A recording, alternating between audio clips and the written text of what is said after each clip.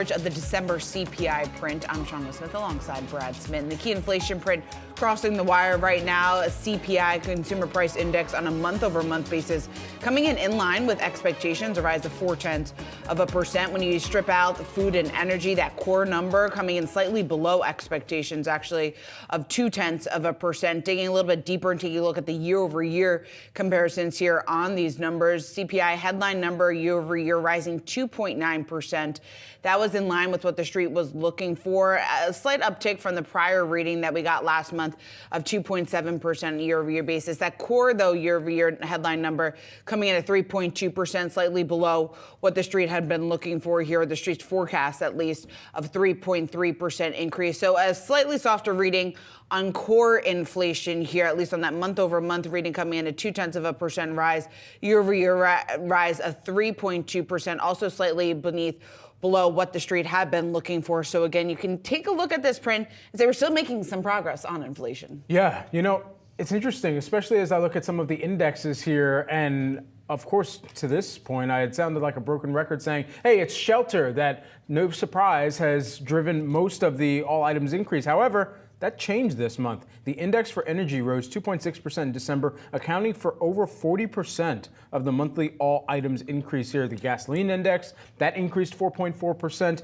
You also saw the food for index, the index for food rather, also increase in December, rising 0.3%. Food at home and food away from home, both increasing 0.3% each. Some of the other indexes that did increase in December: shelter, airline fares, used cars and trucks, new vehicles, motor vehicle insurance, and medical care as well. However, some decreases here: personal care, communication, and alcoholic beverages were among the few major indexes that decreased over the month. So perhaps some people getting their dry January started a little bit early here.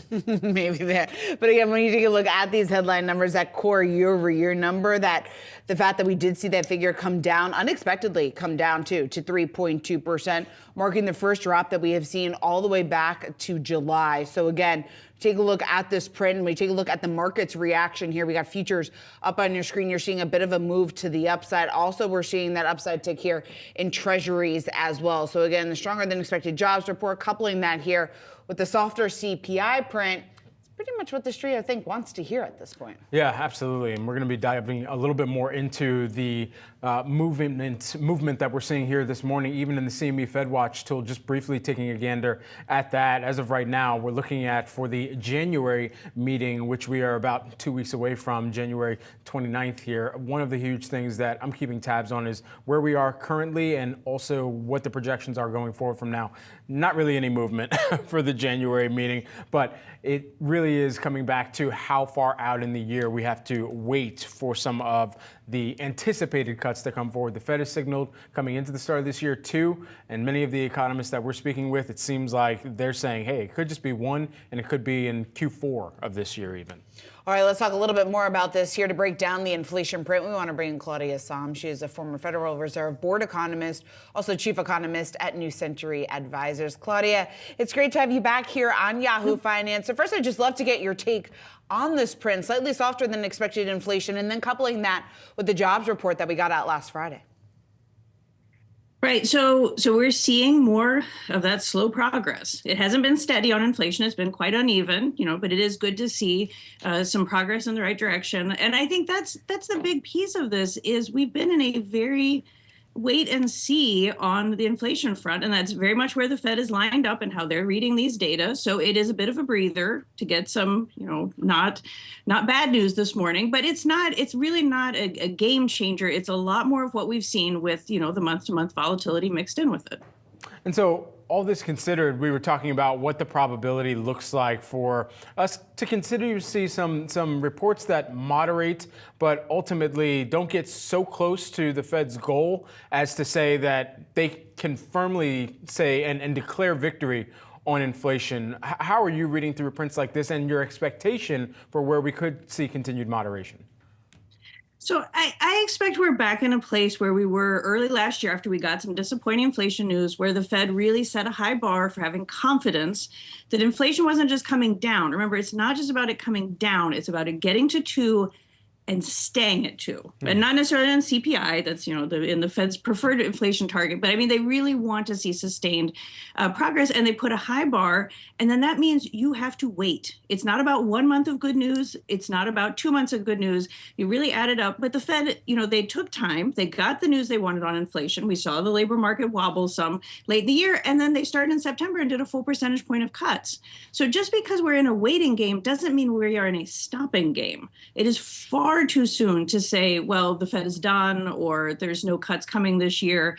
I mean, this still points us towards an easing cycle. We are making progress on inflation. It's just very slow. So, this is not, cuts are not coming later this month, but that doesn't mean they aren't coming later this year.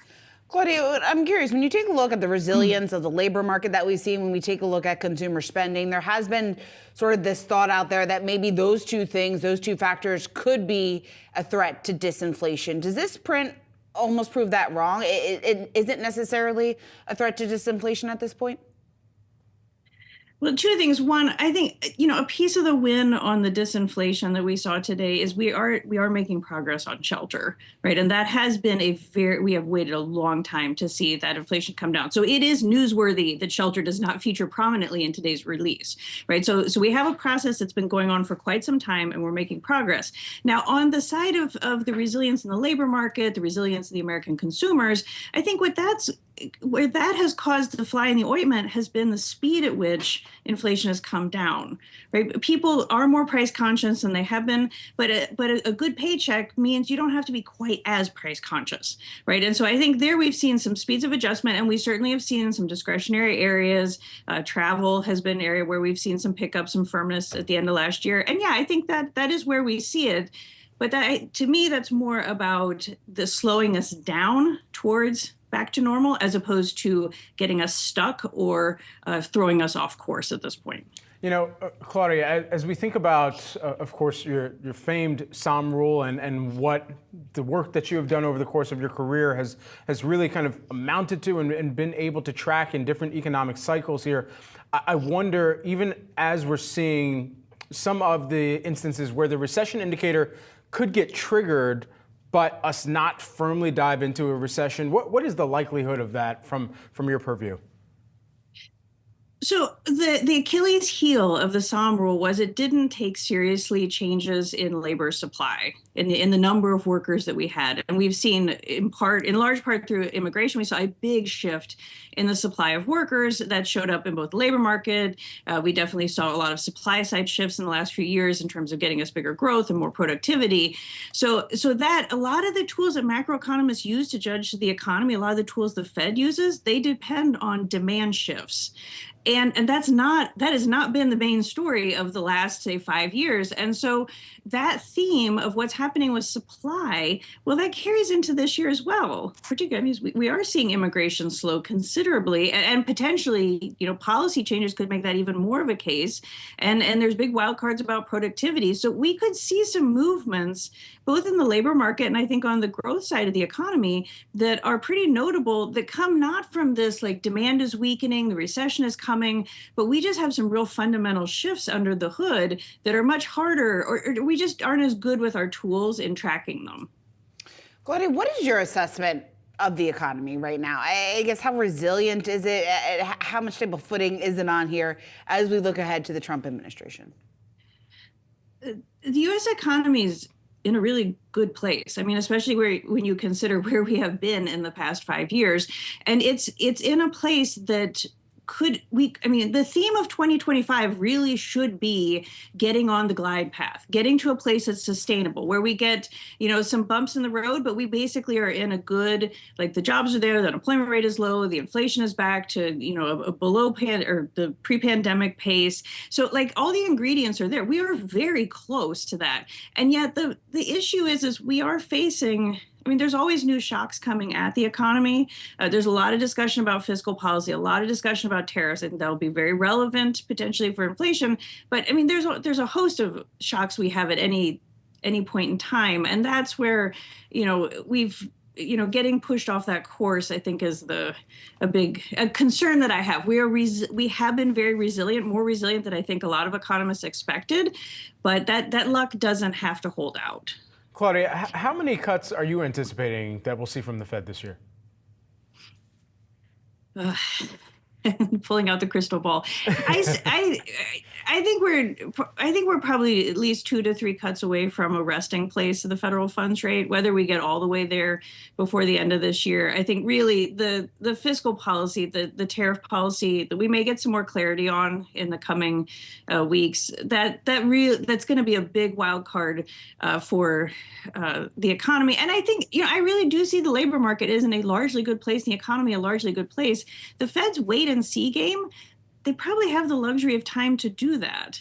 So, and they are a very patient institution, right? So they can, push this clock out if they need to. And I don't think that's a problem. I mean, we see wage growth is exceeding inflation. We've got, the economy is in a good place. It needs to be just a little bit better to get back to where, the target is.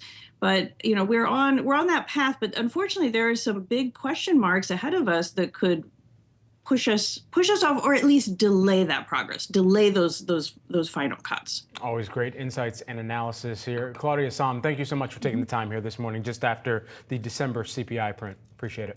Thank you. Thanks. Let's send it on over to our own Jared Blick-Reed for a look at the movers on the back of that December CPI report. Hey, Jared. Thank you, Brad. Let's dial up the Wi-Fi Interactive. I am looking at a hockey stick reaction in the small caps. Russell 2000 just passed 3% briefly. It's down. It's up 2.9% right now. But this is the reaction that we're seeing in a lot of markets on the face after this report that just dropped. Here we're seeing the Dow is actually the laggard of this group, and you can see it was already ratcheting higher. It is up 1.5% right now, and we're seeing a big reaction function in the bond market, and specifically yields are going down. And what I'm showing you here are T-note futures. So this is a 2-year U.S. Treasury note futures. This moves inverse to yield, so we're seeing this tick up right now. That means the yield is coming down. And what's coming down even faster is the 10-year. That is down to 4.7%. That's been about 10 basis points higher over the last few days. So this is a relief for the risk markets that we're seeing right now. We can also see this in currencies. Here's the euro versus US dollar. Euro is heading higher. That means the US dollar is going down. The dollar has been a headwind for stocks recently. We can even see this in Bitcoin. The Bitcoin reaction function to a lot of these US reports, even some of the big ones, had gone away for a while. It is back. I saw a big reaction off of the payrolls report last Friday. We are seeing another one off of CPI this morning. And so Bitcoin up to 98,000 and change there, but basically 98,550. That is up 2%. And it was just yesterday, I believe, that it had touched 89,000. So that's a pretty big rise off of that level. There you see 89,000 down there. Want to get to some of the sector action because we are seeing banks in favor. XLF is number 2. So the little box there, the rectangle, shows you how much we're up in the pre-market. The background is what happened yesterday. So financials were up yesterday, up another 2% in the pre-market, but real estate is leading. It's up 2.2%. We're also seeing strong performance from consumer discretionary, tech, industrials, communication services, utilities. Basically everything is outperforming outperforming the market. And so we also are seeing this in some of our leaders. ARC Innovation Fund, that is up 4%. Home builders doing well. Let me just dial up the banks real quickly. Got a few more seconds. Here's JP Morgan up 1.5%. Most of these were up yesterday. Wells Fargo up 4.5%.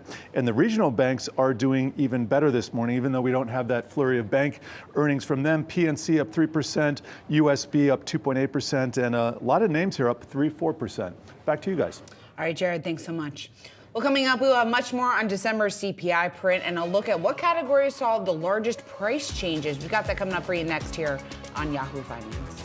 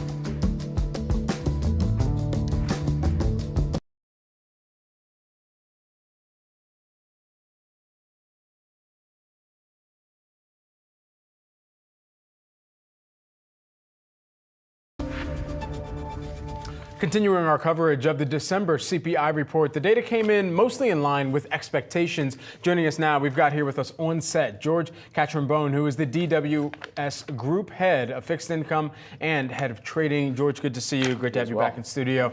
All right, so what does a read like this mean for the bond market? Oh, sigh of relief. And you see that immediately within Treasuries starting to rally.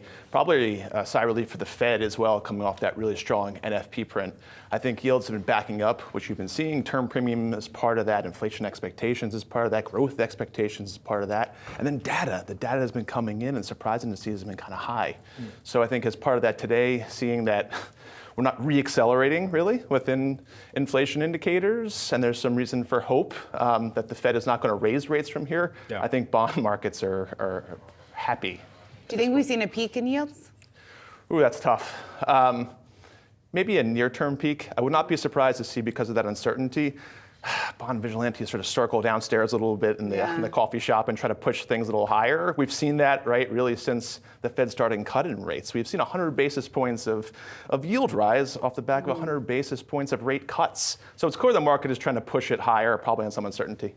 What would it be when we talk about the volatility and everything that's being priced in, obviously not only the bond market, but equities market, but let's stick with clearly the bond market here. What would push the 10-year yield above that 5% threshold? Obviously, that's the level that many people are waiting for and watching for at this point. A Trump tweet, probably. Yeah, something as simple as that. But potentially, that's the world that we're living in now. But I think some real extension of Trump tax cuts, plus some of the promises that he was talking about, if we're talking about no tax on tips and other fiscal indiscipline, so to say, or undiscipline, you can really start to see at least test and flirt with that 5%. You said sigh of relief. So what does that kind of push you towards in the thinking about duration and where investors should be most comfortable? Yeah, I had this conversation with Julie last year. The theme of this year is going to be kind of rates, I think, versus credit. And there's that line that we're just talking about where credit is high rates becomes too big of a headwind for credit. So I think that is kind of what I'm looking at as far as duration goes, within staying short on the curve and not taking that uncertainty fiscal risk within 10-year yields and staying in that belly. You have a 2-year yield right now that's right in between the policy rate of the Fed. Yeah. So I think you're kind of well anchored there for the moment, under the guise that they're not going to raise rates. What do you make of just the pure volatility that we've seen play out in the market? Look at rate vol versus like credit vol, right? Look at where credit spreads are right now. They've been tight amidst all this volatility. I wouldn't think that rates would be the most volatile sector out there, even more so than gold. So I think it's here to stay, unfortunately, until we kind of get under this first 100 days of Trump's policy. It becomes a little bit of a trader's market, but we're going to have to deal with some of this rate vol, at least for the foreseeable future. Yeah, and with that in mind, you know, how far out are you anticipating for the Fed's first rate cut of 2025 to come through? Yeah, I think if we don't see it by Jackson Hole, it's not coming. Really? Yeah, and I think that's part of the problem, because what would be the impetus beyond that? So you would hope, if they're going to continue to recalibrate, that the data continues to slow, as we're seeing, and that they're able to actually go through with at least one cut and then maybe one more by the end of the year. That kind of mirrors their dot plot at the moment. But the market hasn't been buying it. Going into this morning, there was only one rate cut out in December. Do you think that means that the Fed is just waiting to see what the effects of any policy uncertainty may look like, and abating some of that policy uncertainty? The Fed has to stay patient, as Claudia said, and let's hope that they do. We came a really long way. There were 60 trading days between September meeting and December meeting. And let's not forget, we had a 50 basis point cut to start, and then this really sheepish, hawkish cut pause with a lot of uncertainty that Powell was putting out there in the last meeting. So they're going to have to stay balanced. George, how are you advising clients right now, or advice for investors, just given all the uncertainty, the volatility that we're talking about here, and just the pure fact that there's still so much unknown that has yet to be priced in? I'm an advocate for the fixed income asset class, and that means that we're not going to time this. All-in yields where they are right now with an investment-grade fixed income above 5%. And then if you want to go down the credit curve is actually very flat, by the way, but if you want to go a little bit down towards, call it triple B, double B, there is still really nice all-in yield, and I don't think that we should sit there and try to time it in time when those additional cuts are going to come. All right, George, always great to have you. Thanks so much for joining us here on Set today. So a quick recap of the December CPI print just out moments ago. We had headline inflation ticking up by 0.4%. That's on a month-over-month basis. The year-over-year number coming in at 2.9%, in line with expectations. Meanwhile, taking a look at the core number, that's really where a lot of the focus is here this morning. That, of course, stripping out food and energy, that rose 0.2% on a monthly basis, rising 3.2% on an annual basis. Both of those readings slightly cooler than forecast. Here for a deeper dive into some of the biggest categories in the December CPI print, well, you've got to be paying attention to. We have Alexandra Canal and Josh Schaefer joining us here on set. Ali, let's start with you. You're looking at taking a look at some of the components in core CPI, and you just mentioned the fact that it was a bit cooler, obviously helping sentiment here this morning. Right, that definitely is the biggest takeaway. Core CPI has been a big focus point for the Federal Reserve that eased for the first time since July on an annual basis. One of the reasons why core inflation has been so sticky is because of shelter. That's probably been the main driver here. So I want to drill in on the shelter index. That rose 4.6% on an unadjusted annual basis. This is slightly lower than November's 4.7% increase, but this was also the smallest 12-month increase since January 2022. So that just goes to show how tough this category has been to tackle. On a month-over-month basis, the index rose 0.3%, matching what we saw in November. And then if you dig even deeper to rent and owner's equivalent rent, or OER, that's the hypothetical rent a homeowner would pay for that same property, those categories each rose 0.3% from November to December, a slight acceleration from the prior month's reading. Now, lodging away from home, that fell 1% in December after we saw a rise of 3.2% in November, so further relief there. And then within core, you also have things like core services, core goods, airline fares. That was something that we saw be kind of sticky in the producer price index. That rose 3.9% in December for CPI after rising just 0.4% in the previous month. So a lot of these core inflation categories, that's been a big focus area for the Federal Reserve. That's one of the reasons why we've seen these inflation expectations so elevated, but it is nice to see that at least on the shelter side, we're seeing a bit of a deceleration, and a lot of economists out there are saying that we will continue to see that throughout the course of 2025, but we're going to have to be a little bit patient. Josh, I always like watching the indexes for food within this. I know you're keeping close tabs on this as well. You've got your own, magical hands in the kitchen that I've seen on your social. Brad, I feel like people always tell me I come on, and you guys always tell me I'm overly optimistic and I'm overly bullish, so we'll spin a bit of a bear take here, right? Groceries up the most since October 2023. We've been watching egg prices shoot higher. And I think the key part of this metric, guys, and overall headline CPI is, of course, when we talk about core CPI, we're talking about the Fed, we're talking about interest rate cuts. When we're talking about headline CPI and the fact that that moved higher, we're talking about the actual consumer, right? And one thing I've spoken to economists about that's going to be a key thing in 2025, we're talking about potential wage growth slowing in 2025, right? If we're going to be making less money, the fact that headline CPI and the things that people spend on is continuing to remain sticky is going to be an interesting pressure point for the Fed and the overall economic story in 2025. I was speaking with ADP chief economist Neela Richardson about this. We were talking about slowing wage growth after the last ADP report. She said we're getting to a point now where headline CPI and wage growth are starting to converge and are at some of their lowest levels that we've seen in this post-pandemic era. It leaves a looming question as we move forward throughout the year.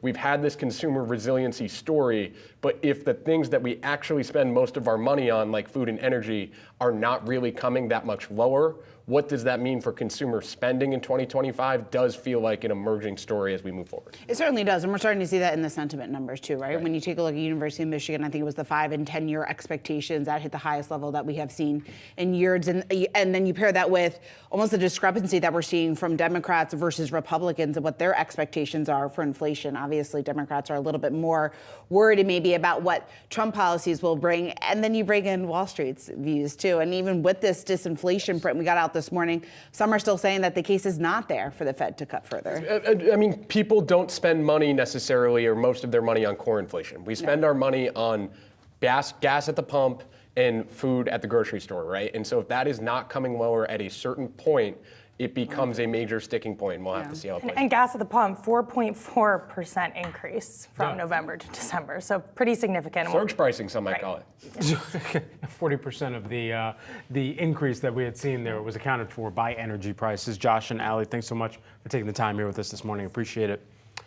Before we head to break, let's get a check on markets. As of right now, futures are trading higher. We're taking a look at the Dow futures. They're up by about 1.5%, about the same on a percentage basis for the S&P 500 and the Nasdaq futures. You're seeing those higher by what looks like about 1.9%. And we're also going to have much more CPI coverage ahead just after the break here when we begin Morning Brief.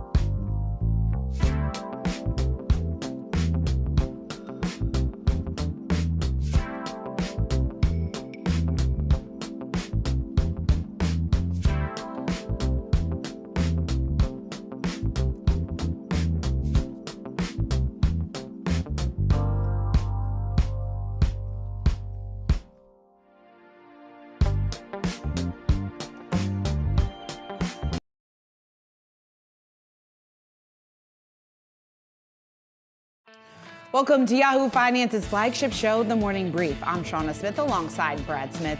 Let's get you the three things that you need to know today. Good morning, everyone. First up, the U.S. CPI report, Consumer Price Index for December, sending stocks higher here. In headline inflation data, it came in line with estimates, while core inflation came in below estimates. Treasury yields slipped on the back of the report as investors breathed a sigh of relief that the print did not come in hot. Plus, big bank earnings kicking off on Wall Street. We've got JP Morgan, Goldman Sachs, Wells Fargo, and Citi all out with results this morning. JP Morgan shares pushing higher after trading revenue rose 21% from a year ago for its biggest fourth quarter haul on record. JP Morgan CEO Jamie Dimon out with some commentary this morning saying that the U.S. economy, it remains resilient and that businesses are optimistic on a pro-growth agenda going forward.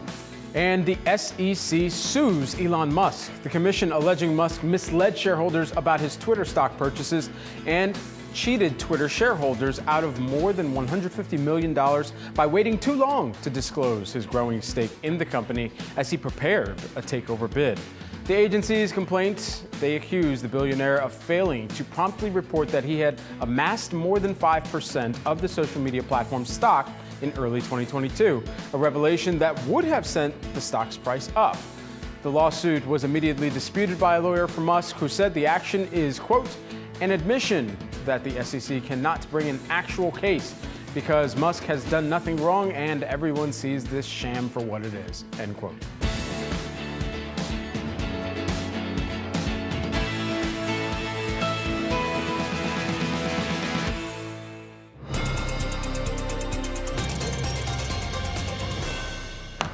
The market reacting to the CPI report for the month of December. A positive one today with investors buying into stocks and bonds. There you're taking a look at the U.S. major averages here moving on the back of this report. We're higher across the board. The Dow up 1.6%, 1.5% for the S&P 500, 1.8% for the Nasdaq futures here. And we've been breaking down this report since it broke, Shauna. And one of the things that jumps out to me is that it wasn't shelter that actually led this report. It was energy. Energy and gasoline prices specifically came to mind here, and we're at the top of that, at least at one of the top of the stanzas within this report here. And among the other indexes that we did see some increase, we were breaking down food. Food, one of the largest increases that we've seen in several reports here as well. So that is something both at home and away from home that's certainly getting called into the minds of some of the consumers out there. But for investors, they're seeing this as a better than expected, or at least in line with report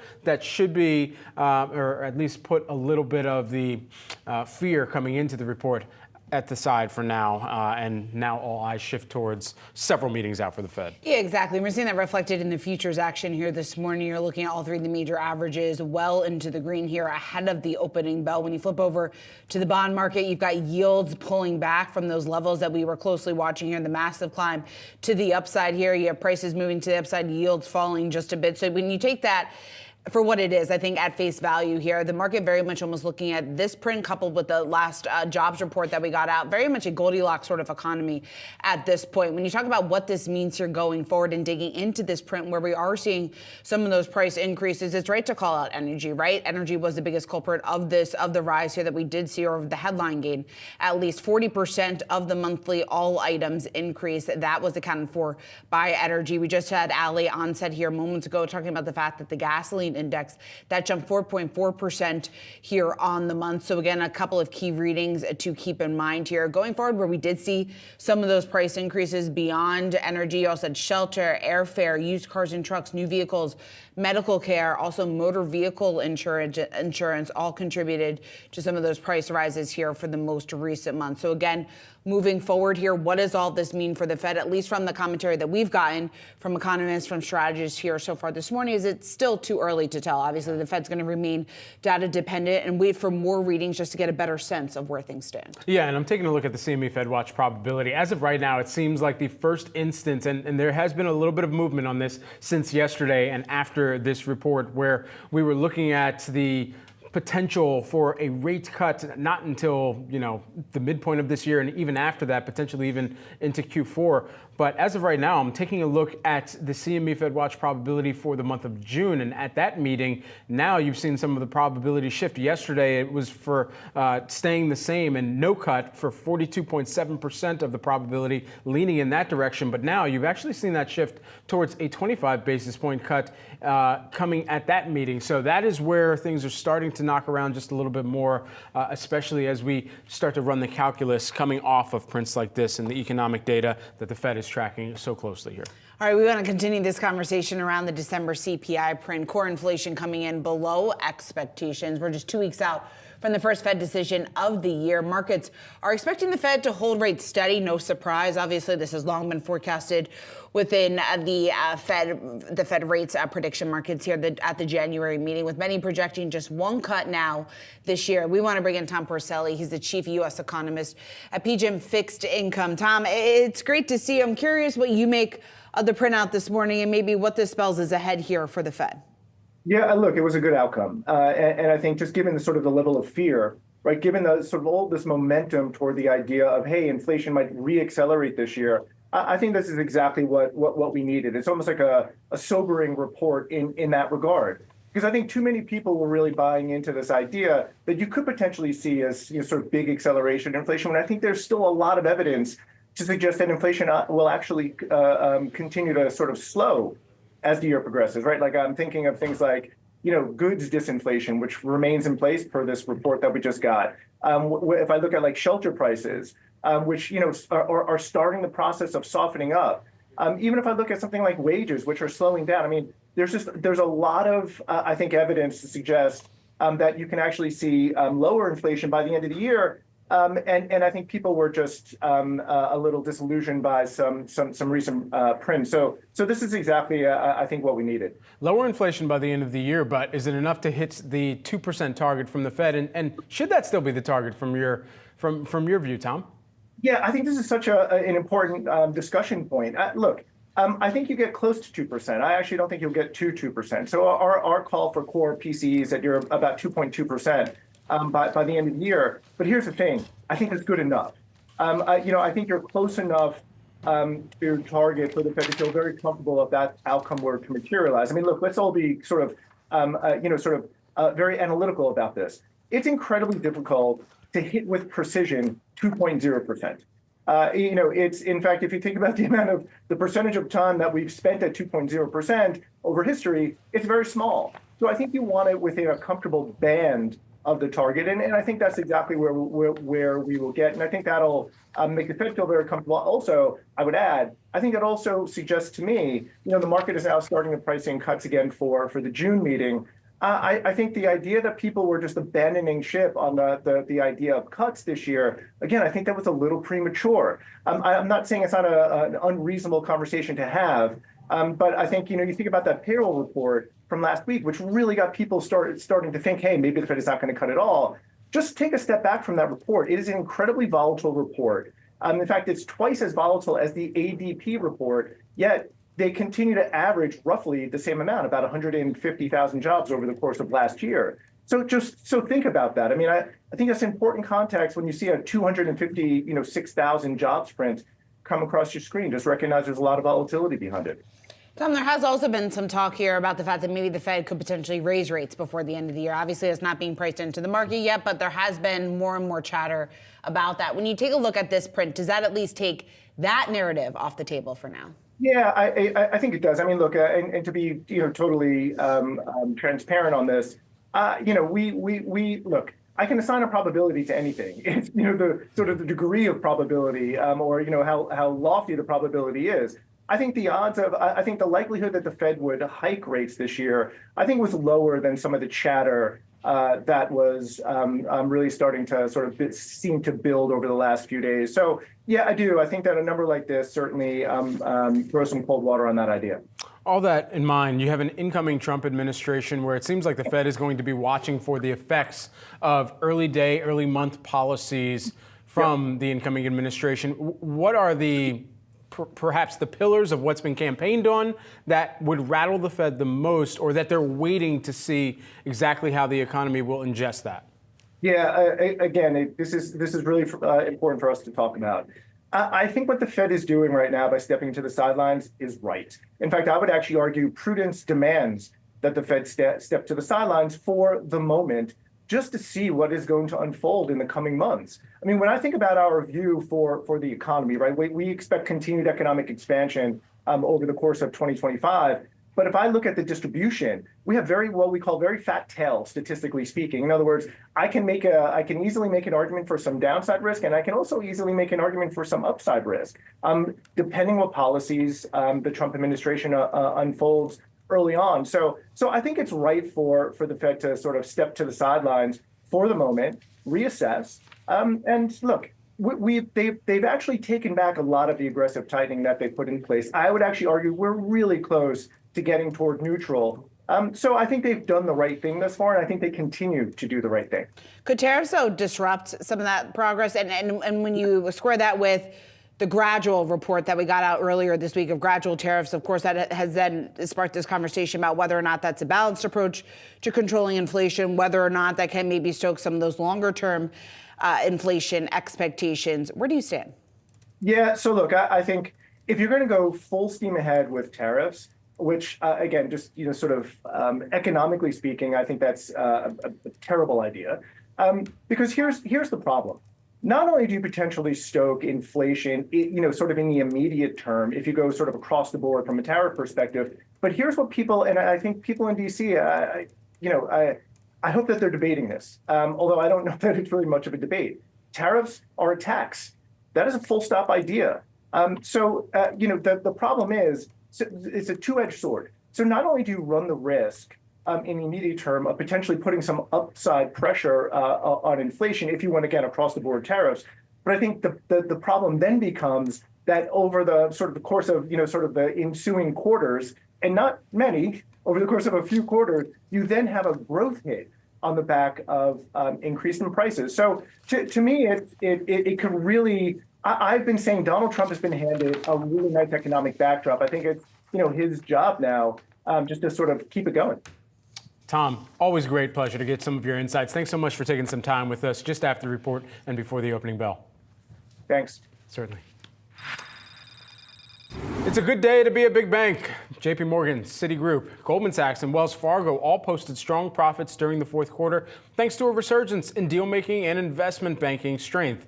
Joining us now to dive into the results, we've got Chris Whalen, who is the Whalen Global Advisors Chairman. Chris, good to have you here with us in studio. Pleasure. Good morning. Absolutely. You gave us a report card for this morning's earnings results, and we're showing it for our viewers here.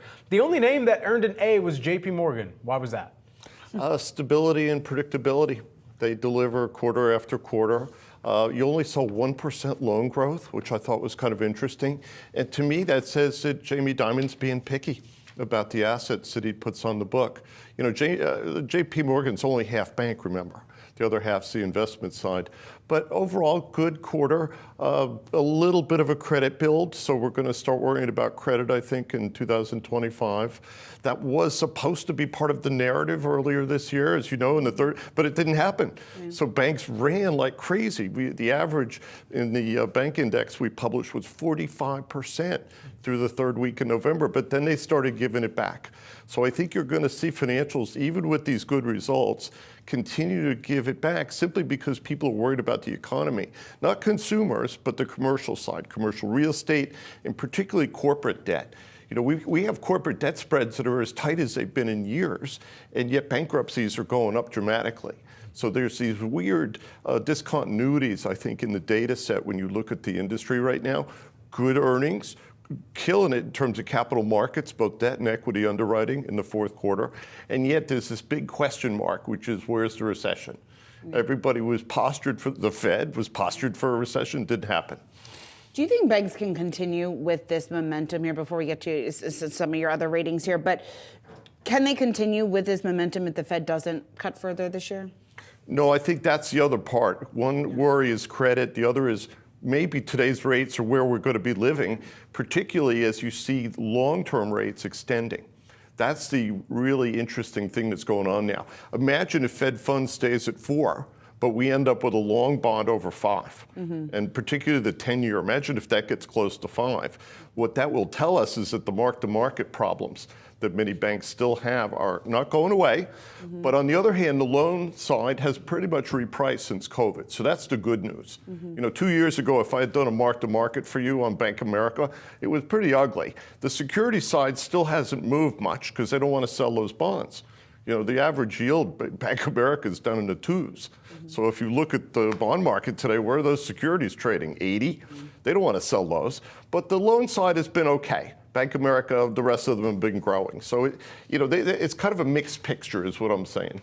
As we think about many of these banks, and maybe we can toss up the grades that you're giving them as well, who do you believe is best positioned if we were to were to see something that Jamie Dimon talked about in deregulation and how much these banks are relying on that as well for future deal making to come forward, and who also might be relying on this to deploy some of their own capital towards some of the smaller or regional banks as well, if there are opportunities that present themselves. If we're talking about M&A, I think you're really talking about banks outside of the top 10. Yeah. I cannot imagine the Fed or the OCC allowing any of those banks to merge. You know, U.S. Bancorp did that very large transaction with Bank of California. Yeah. They're done for a while. They have to absorb that. It's good for the bank, by the way. But go down the list. Who else is going to be allowed to make an acquisition? Morgan Stanley could, Goldman could potentially, but I really think for the rest of them, you know, Wells Fargo, imagine if they get let out of jail during the Trump administration, they then have to make a decision. They've been shrinking that bank for the past 4 years. They're continuing to shrink. What do you think of Wells Fargo? You had a B, I believe it was a B minus, I want to say, for Wells Fargo this past quarter. Shares, though, are up 4.5%. It looks like the street is at least encouraged B, excuse me, not B minus. Why did it fall a little bit short in your eyes? There's nothing going on.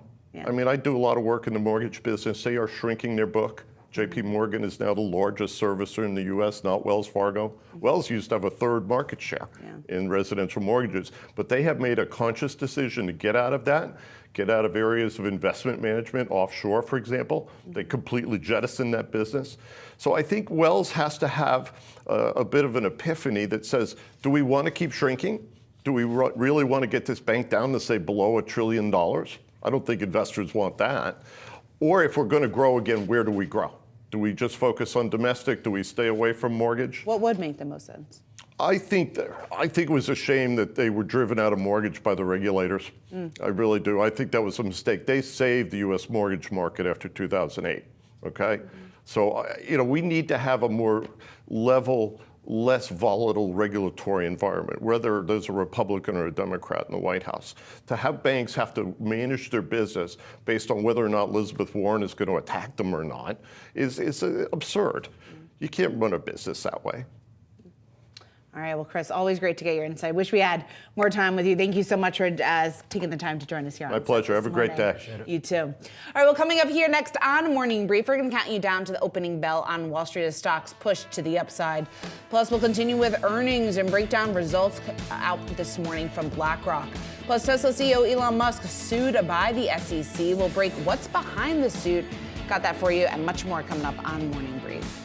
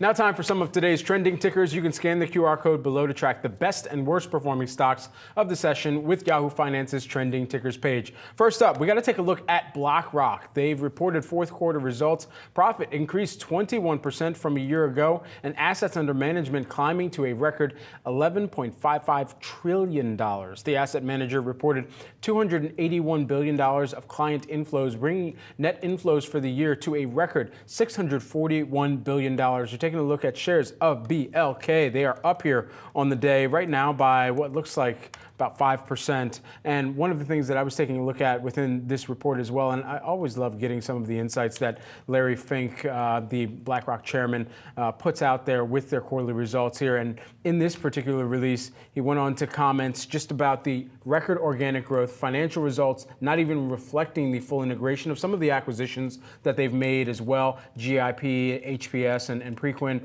and also making some organic investments as well. But also talking about what future periods of M&A could really mean for their business. Also, for many companies, the periods of M&A contribute to a pause in client engagement.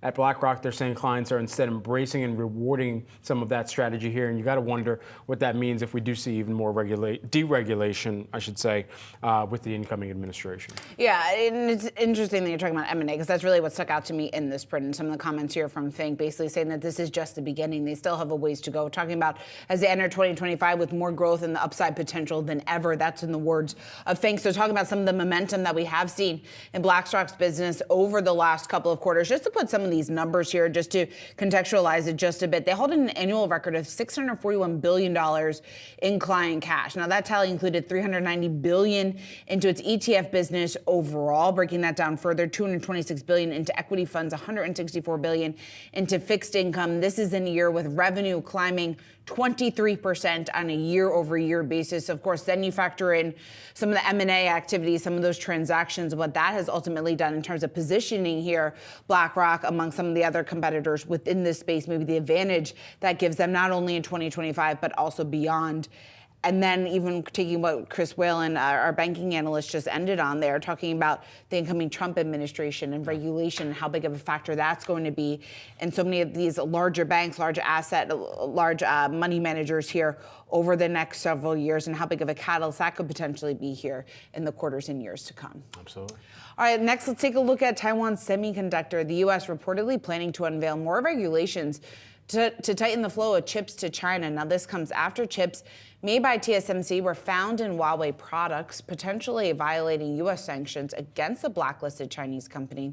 According to Bloomberg, the rules could be announced as soon as today as part of several measures from the Biden administration's final days in office. Now, TSMC is set to report fourth quarter results tomorrow. Maybe we'll get a little bit more insight on this. Again, we're not seeing too much impact or really any impact at all on the stock here this morning. You still got shares on track to open today to the upside, up just about 0.3%. But again, the Biden administration not slowing down, doing everything they can to push through some of these regulations before we do see the change in office. But again, the big question is how the Trump administration is going to approach this and whether or not we will see a difference in approach when it comes to some of these issues. Yeah, I'm looking forward to if they say anything about that when they do address investors and analysts after their earnings, which you mentioned coming tomorrow, and we'll perhaps get a little bit more color on the business as well. We already got some of those details earlier this week, actually, within the last 5 days here on the 10th, talking about the growth that they have seen versus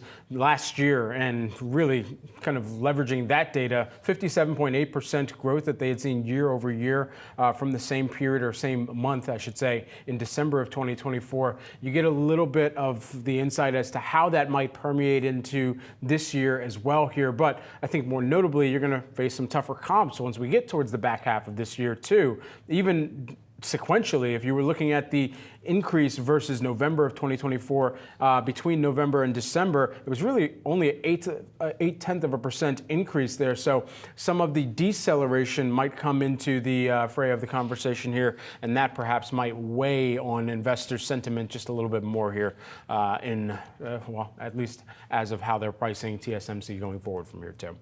Also here, we got to talk about Tesla. Tesla is reportedly planning to halt some of its production lines for the recently refreshed Model Y sport utility vehicle in Shanghai.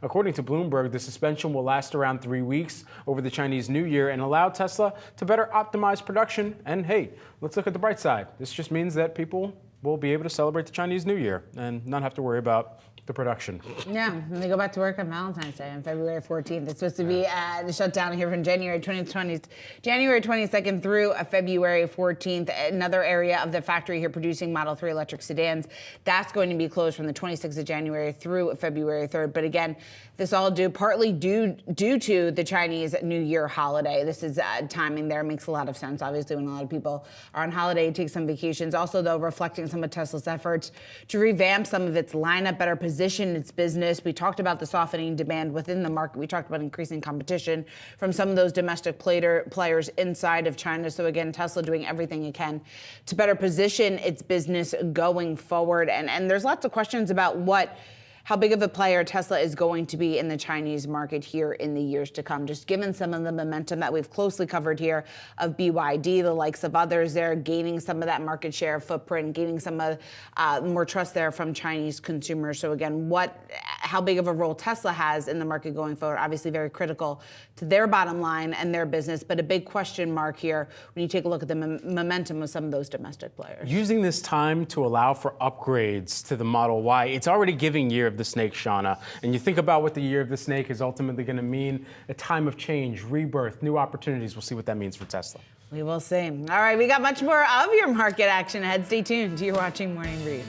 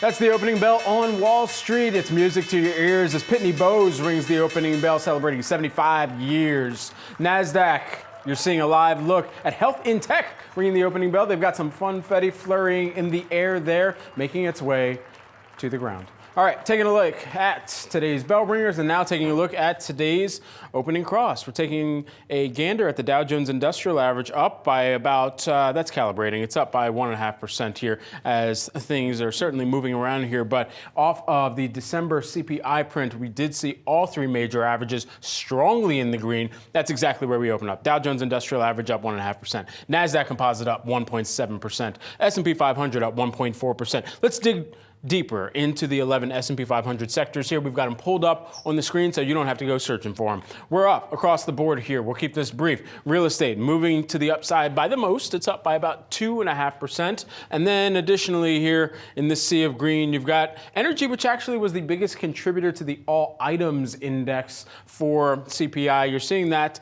higher for XLE by about 0.2%. But actually, let me toss this back up here real quick because we did see that leading the pack earlier. And over the past 5 days here, you're seeing that up by about 4%. And so earlier this week, it was one of the outstanding or outliers rather. And let's also take a brief look at the Nasdaq Composite. We've got the Nasdaq 100, I should say. If we were to try and put 3,000 names on here, let's just say we would never be able to click through. But this is a sea of green. That's the best way we can define it. And actually, no laggards in the Nasdaq 100 at the top of today's trading session. That is a rarity. All right, so we're taking a look at some of the biggest leaders there. Tesla is certainly one of the biggest movers to the upside as of right now by about 3%. Perhaps I can bring in, as we get one spot of red that pops up on the screen here into it, perhaps we can toss things on over to Jared Blickery, get a little bit more context around this. Well, thank you, Brad. One of my talking points this morning is that the rally is broadening over the last few days, and we're leading with the small caps here. So I'm going to put the Russell 2000 in. I'm going to put a one-year chart, and I'm just going to show you we had come down to this is a long-term chart. So we come down to a support level. This also happens to be bouncing off the 200-day moving average. That's not quite what I drew in there, but the point is small caps are bouncing from a strong support area. I've also been tracking this head and shoulders pattern in the S&P 500. This, after a false breakdown over the last few days, is resolving to the upside. This points to a continuation. It suggests that maybe we are in the clear for higher prices in stocks and whatnot in the risk markets past the inauguration. So that's kind of a bold prediction, and there are lots of caveats there, but this is what it's suggesting right now. Also want to check in on the 10-year T-note yield because that is dropping by 12 basis points. That is a huge amount. That is a huge release valve for stocks. So we're also seeing the US dollar down. I will show you that as well. That's down about 57 basis points. Not a whole lot, but it's off the highs there. When it's pressuring, when it's going highs, forging those new multi-year highs, that's when we see that spill over into the equities market. So this is a release here. Want to check in on the big banks. I'm going to do that real quick just because we got some earnings there. The banks have been leading this morning. Although JP Morgan, it was up in the pre-market down 0.8%. But look at Wells Fargo, look at Goldman Sachs, each of those up just shy of 5%. Citigroup up 4%, Bank of America up 3%. And guess what, guys? The regional banks, which aren't even reporting yet, PNC is tomorrow, we got those in the mix. Those are flying high here. We have a number of these in the 3% range, a few in the 4% range. And we're also seeing some other leadership that I want to get back to because in the context of this being more broad-based, look at this. These are all my leaders. Everything is green. Haven't seen this in a while. Home builders are leading the pack. That's interest rate sensitive. So that relief valve that I was talking about with the 10-year, that is contributing to that because mortgage rates are tied to that. They are coming lower. ARC is up 4%, that innovation fund. So disruption is doing well. Solar is doing well. Bitcoin's doing well. We'll get to that in a second if I have time. Small caps, biotech, and also retail. So a broad swath there is getting a jump. We've got to go to gold. And gold is interesting today because we're getting a bounce off of this good news report, which is an inflation report.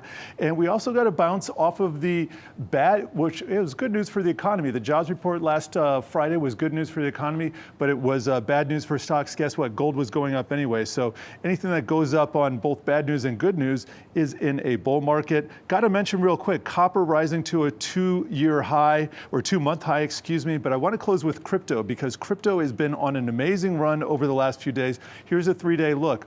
Well, it's not showing right now. Let me try and pull up the 5-day. We were at 89,000 only on Monday, and now we are right back up, knocking on the doors of 100,000, not quite up to 99, but that is significant progress after a scary few days there. Or maybe it was only a few hours, Shauna. I know. It's hard to decipher, but just because of the movements, the wild movements that we've seen. We're going to talk a little bit more about the crypto market coming up later next hour. Jared, thanks so much. It's time now for today's strategy session. Today's CPI report sending stocks higher as investors breathing a sigh of relief on the inflation front. So could this print be the catalyst for the next leg higher in stocks? Let's talk about that and more with Kevin Mon. He's Hennian and Walsh Chief Investment Officer. Kevin, it's great to have you back here on Yahoo Finance. So what do you think? How big of a catalyst do you expect this print to be here for the market? Yeah, Shauna, I believe that the beginning stages of the new year are likely a microcosm for what 2025 overall will look like for the markets. More uncertainty, more short-term bouts of volatility, changes in leadership, but ultimately more growth opportunities ahead. However, investors need to be realistic about their expectations for overall stock market gains. And here's a great stat for all of your listeners. Going back to 1950, Shauna, there have been 9 times where the stock market has rallied by 20% or more in consecutive years. 2024 was the 10th time. Good news is that in 8 of those 9 times, the stock market was higher the following year. Perhaps the bad news, only by an average gain of 3.6%. So investors are going to need to be a lot more selective in the new year to find those growth opportunities, and Jared touched upon a few of them. Smaller cap biotech, smaller cap regional banks, and then leaning back into the AI revolution because that's a long road ahead and there's plenty more growth opportunities within the overall AI ecosystem. I think both of us were sitting on set, Kevin, hearing that and just like, dang, all right, that's some serious cold water. Only 3% on average after those 2 consecutive years of 20% gains here. So ultimately, what kind of chop, perhaps, what kind of volatility then should we expect, even if we were going to see even 3% or more type of growth in the S&P 500? Yeah, Brad, last year was an abnormal year for volatility. If you look overall, the number of days where the stock market declined by 1.5% or more was less than 4% of the time. So investors should anticipate that low a level of downside volatility. And we're going to continue to play the Fed guessing game. Now we've had 2 positive inflation reports. We had a positive, or actually a hot jobs report last Friday. So I think the Fed does nothing in January. They don't meet in February, and there's a high likelihood that they don't do anything in March either. So no interest rate cuts, certainly no interest rate increases during the first quarter of the year. That will call investors into question, well, when are they going to cut next? And when there'll be a return of inflation? So that could introduce some choppiness. And we can't just necessarily throw a dart this year at the S&P 500 dartboard and expect to get a gain. You're going to have to actually search for some of those growth opportunities, but I believe there are numerous growth opportunities ahead. Kevin, where are they? Well, the first place I would start is in the AI revolution. When I talk about that, everyone wants to go into semiconductors and chips and NVIDIA and Broadcom, and certainly there's more growth opportunities there, Shauna. But we need to look beyond that as well. Look into the software companies, the hardware companies, and at the top of that chart right there, data centers, which you generally find in the real estate investment trust category or REITs. Consider companies such as Digital Realty, Equinix, even Iron Mountain. But as we continue to find more and more, these data centers require tremendous amounts of electricity and they run very hot. So that introduces the cooling solutions from companies such as Vertiv or Modine Manufacturing, and of course the utilities that supply all that power to them, whether it's natural gas, electricity, or now, as we're finding out, nuclear. So I think that's one area that's ripe for investment opportunity. And then jumping into, of course, again, the biotechs and the regional banks as well, Shauna. Kevin, coming off of the CPI print for December that we've been breaking down throughout the morning, it seems like there's more of a tenor that the Fed could be in wait-and-see mode after the inauguration, of course, waiting for future data prints as well, just to see how policy changes might be ingested by the economy. Where are the opportunities and which sectors do you think are best positioned to benefit, perhaps, from a pause from the Fed?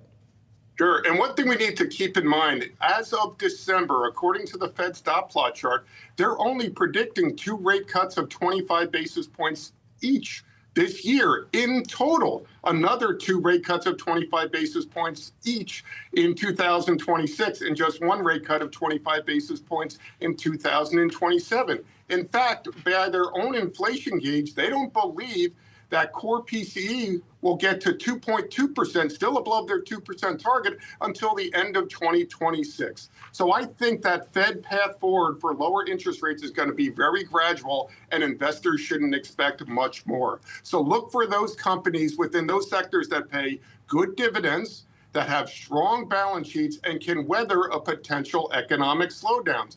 Don't forget about consumer staples. Look to some consumer discretionary names that allow the consumer to be more frugal. How about a name like Amazon that continues to dominate the e-commerce world?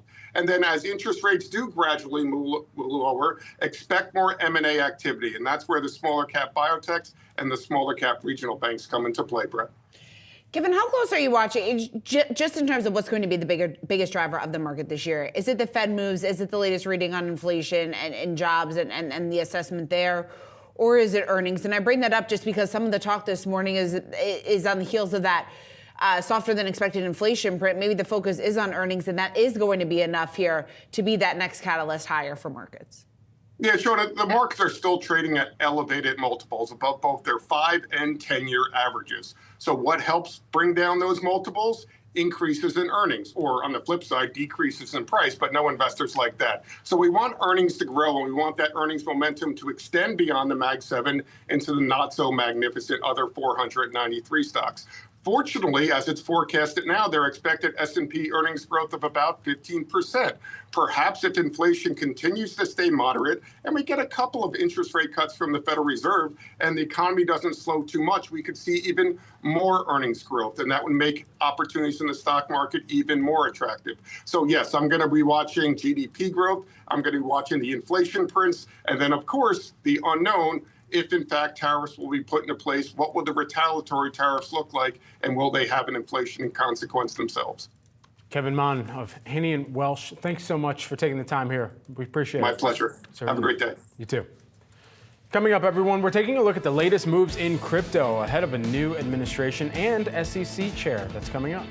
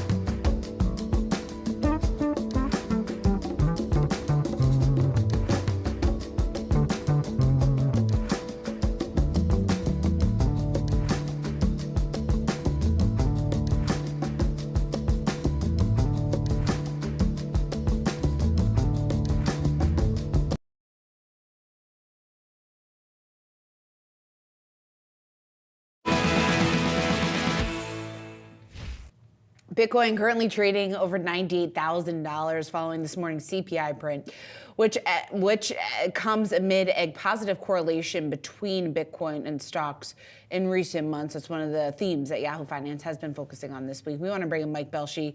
He's BitGo's CEO. And Mike, when you take a look at the price action, the volatility surrounding Bitcoin, questions about what it's going to take in order to sustain that momentum and movement here above the $100,000 threshold, what do you think? Well, everything is aligned to do well. The markets move when they move. I know people get excited about, hey, it's going to head under here, it's going to take off there. I think we're extremely well positioned given the regulatory changes, given the adoption that's been going on. So I wish I could give you an exact date when everything kind of is unimpeded to go forward. But in general, the industry is anticipating that this is going to be a good time for Bitcoin. Well, one of the things that the industry is anticipating is more favorability among some of the incoming regime that's been selected. And specifically, as we think about the SEC chair position, outgoing SEC chair, I should say, Gary Gensler, spoke to Yahoo Finance about his time in the position, and he also offered some words of caution for crypto investors. I want to play this clip and get your reaction on the other side. You need fundamentals ultimately. Momentum can only carry you so far. And so I think for any investor listening, you really want to think through these. You have to question, what is their true use case?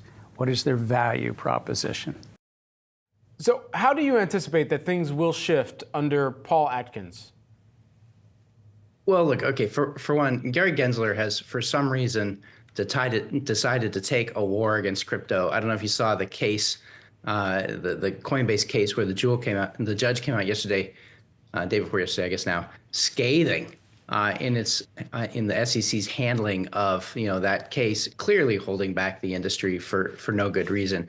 Mr. Gensler wants to talk about use cases. Bitcoin is the strongest use case. It's a store of value, unlike any other. It's a monetary system, which is frankly a hedge against the dollar, because the government here has had a really hard time containing costs. And while we're all optimistic that the new administration may be able to really severely trim its spending with the Doge efforts, I think it's an exciting time for sure. It's unclear if they can really bring the machine into a taming mode where they can bring the spending materially down. And Bitcoin is a monetary system where it's a fixed supply, so you just don't have to worry about somebody deciding to spend the money, create a bunch of extra supply that wasn't anticipated.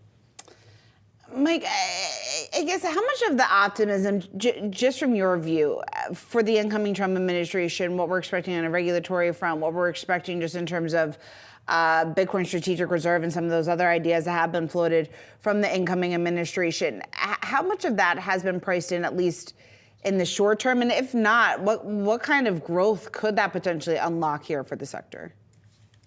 Well, we've had 4 years of unprecedented anger against our industry from regulators that have not been acting like regulators. So what's a regulator do? A regulator has a list of rules which are set up based on a set of legislation, and they're supposed to evenly handle those regulations against all types of potential licensees. And they're supposed to say, did you do A? Did you do B? Did you do C? And you need to work a little bit more on C, and let's help you figure that out.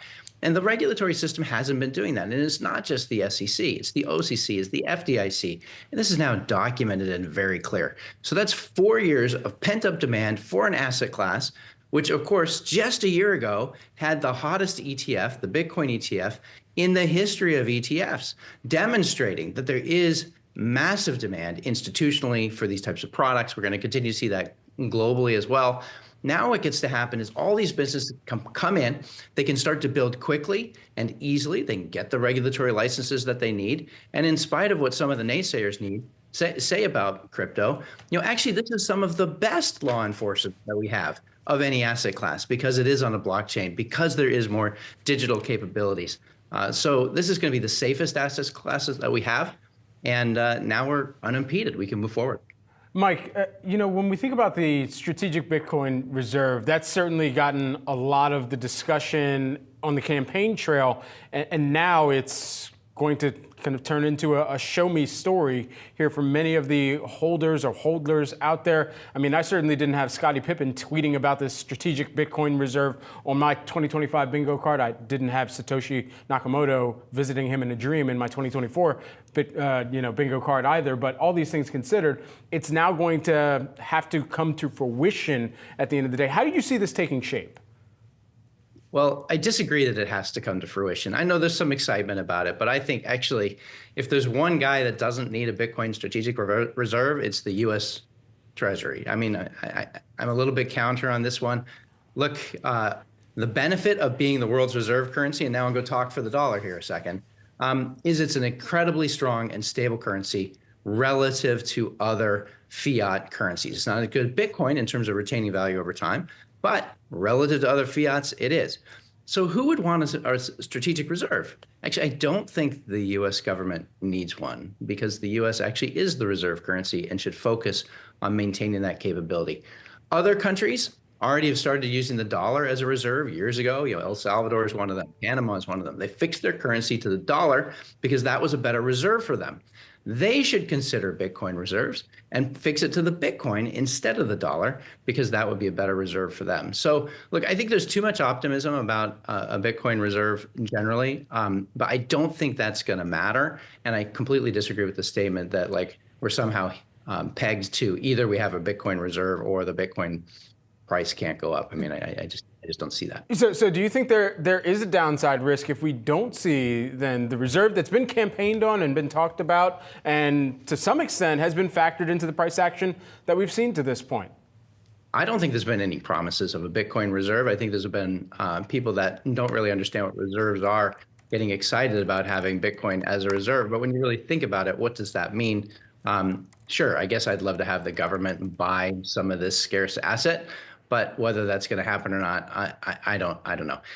In terms of Bitcoin's ability to move forward, look, it's global adoption to some degree. Go back to what Gary Gensler just said, right? It's about having use cases that people want and continue to use. If that continues to happen, of course, it's unimpeded for the price action of Bitcoin on the go forward. All right. It certainly seems like Trump has confirmed what those plans might look like, but we'll see exactly if this does come to be. Mike Belshe, thanks so much for taking the time here with us today. BitGo CEO. Coming up, everyone, the SEC is suing Elon Musk over his purchase of Twitter. We're breaking down the details after the break.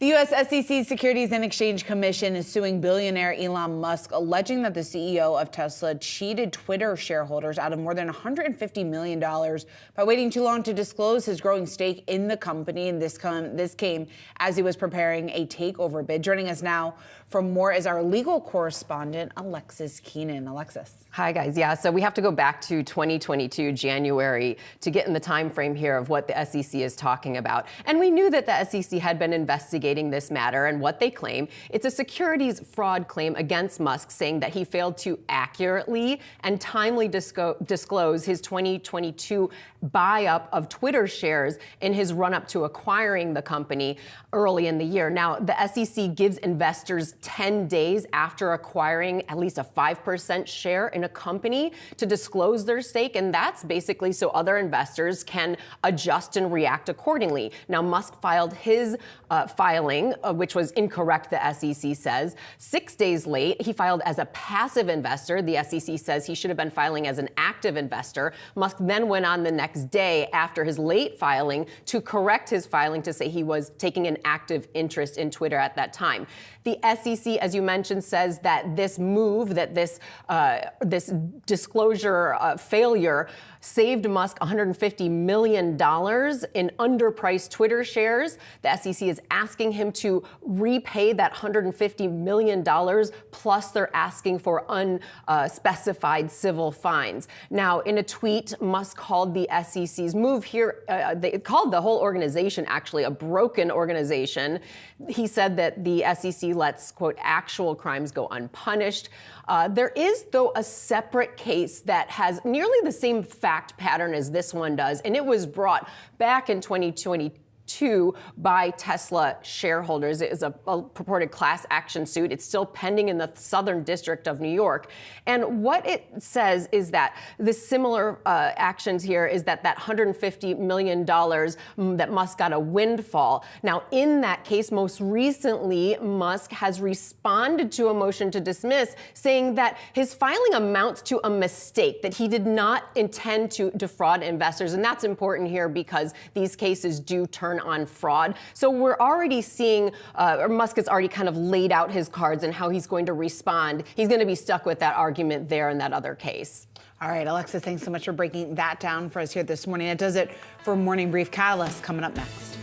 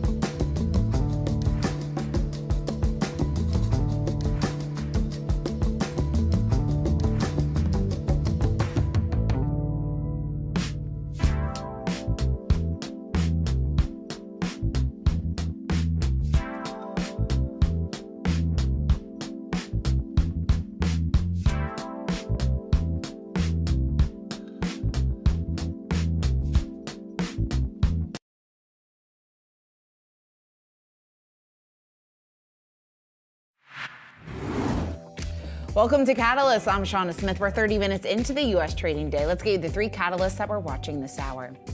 First up, the market reaction to the December inflation print. We'll break down what to expect for the Fed and across asset classes as inflation shows some signs of cooling. Plus, we break down commentary from big bank earnings as Jamie Dimon says that the U.S. economy remains resilient. And President-elect Trump's pick for Energy Secretary heading to Capitol Hill today. We're going to break down what the pick means for the future of the industry and oil prices.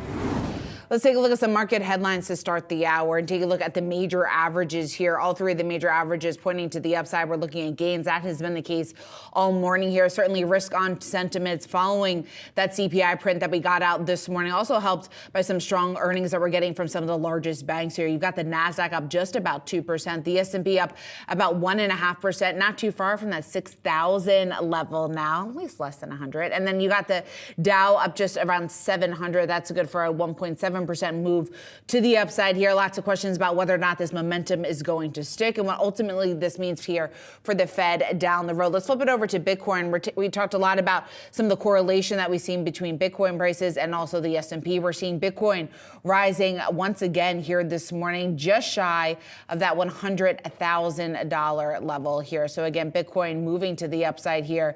You're taking a look at that intraday chart here and still trading just below 100,000. All right, joining us now for more reaction on today's CPI print, we want to bring in our very own Josh Schaefer. And Josh, when you take a look at the gains I was just mentioning in the market right now, how do you think investors are thinking about this print and this risk on mentality that we're starting to see? We finally got a break in the rise in rates, right? We talked for the first several days of this week. It's Wednesday now, Monday, Tuesday. The whole story was the 10-year keeps going up. The 10-year keeps going up. What can bring us some reprieve on this rise in the 10-year as investors get nervous as we were headed to that 5% level? Haven't really hovered above 5% since about 2007 on the 10-year. Well, the 10-year's down about 10 basis points right now. It was down as much as 13 basis points. That seems to be sort of a key level or lever, I should say, as that comes lower for stocks to sort of rally. And you're seeing that, Shauna, when you take a look at the sector action too. I'm looking at the Wi-Fi Interactive right now and just taking a look at the broad-based gains we're seeing. We're seeing 11 sectors in the green. You're seeing rallies in sectors like real estate, rallies in sectors like utilities. Those are your rate-sensitive sectors, so not necessarily surprising to see what's leading here. And then you think about the big rally we're seeing in small caps today. That's been a very popular interest rate sensitive sector for us to watch, right? So again, rates lower, we're seeing that play out in the market. And Josh, this is always the multi-billion, trillion-dollar question, is how long some of this momentum is going to last, Sure. right? And just how reliant maybe the market is on strong, not only data coming through and further improvement on inflation and further resilience there when you talk about the jobs market, but also just earnings living up to expectations. And if we do see any sort of breakdown, just what kind of anxiety or angst that could cause here for the broader market. Yeah, it seems like, Shauna, I always talk to strategists about this during earnings season. Are we in a macro focus moment or a micro focus moment? And for the last several weeks, we've been in a macro moment, right? We're talking a lot about will inflation resurge in 2025? What will Trump's policies do for inflation? The Fed might not cut. Would the Fed hike? All of those conversations sort of driving the market action. Well, if we get a little bit of ease in the inflation story, which it feels like we did today, we won't get much more news on inflation for a couple weeks now. Maybe you get a chance where earnings can help lead.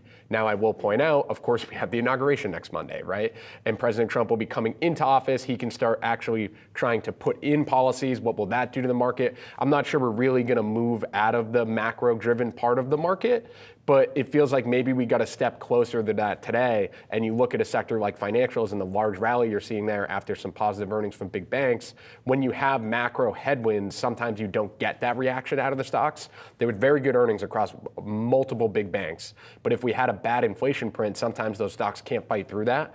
For today, they're able to fight through that. Will we continue to have a little bit of an easier, less noisy macro backdrop? Where the S&P is supposed to grow earnings by almost 12% this quarter. That would be the best quarter in 3 years. So if they can beat that bar, I don't think a lot of people would be arguing that's bad for stocks. So the fundamental story has not really changed for the stock market over the past couple of weeks. There's just been other things to focus on. If we can keep those things at bay, maybe you can get a bit more of a rally here and sort of the positive sentiment we had to end the year comes back a little bit. Yeah, exactly. When you take a look at the fundamentals, or at least earnings expectations, and you mentioned that strong 12% growth, almost 12% growth that we're expected to get here in the fourth quarter. I think the question is just the noise surrounding it, right? Especially like you just said with the President-elect Trump's inauguration coming up on Monday. Lots of noise, lots of calls here for increased volatility, and what exactly that's going to spell out here for some of the jitters, more broadly speaking, throughout the market. So you're going to be busy. Yeah. I mean, there'll be plenty of market moves on tweets, Shauna, next week. I'm sure of it. All right, Josh, thanks so much. Let's take a look at the Treasury bond market here. Treasury yields and the dollar pulling back this morning after the CPI print came in line with expectations. We also got a better than expected print, actually, and better than expected, meaning inflation on that core number here coming in just below what forecasters have been expecting. We want to bring in Bridge Karana. He is Wellington Management's fixed income portfolio manager. Bridge, thanks so much for joining me here on Yahoo Finance this morning. I'm curious what you make of the dramatic pullback that we're seeing in yields this morning on the heels of this print. Is that justified to you? Yeah, I mean, I definitely think so. I mean, it was a very good print. You know, core CPI, as you mentioned, came in at 0.2% month over month. That's the lowest we've seen in the last 5 months. Also, if you look at, there's something called super core CPI. That's what the Fed looks at, and that really was at 0.2% month over month as well. So I think the details of the report are also important. If you look at the breadth of things that were disinflationary, there were a lot of items. There were only really 2 that surprised to the upside. That was airlines, which, we had a strong December in airlines, great.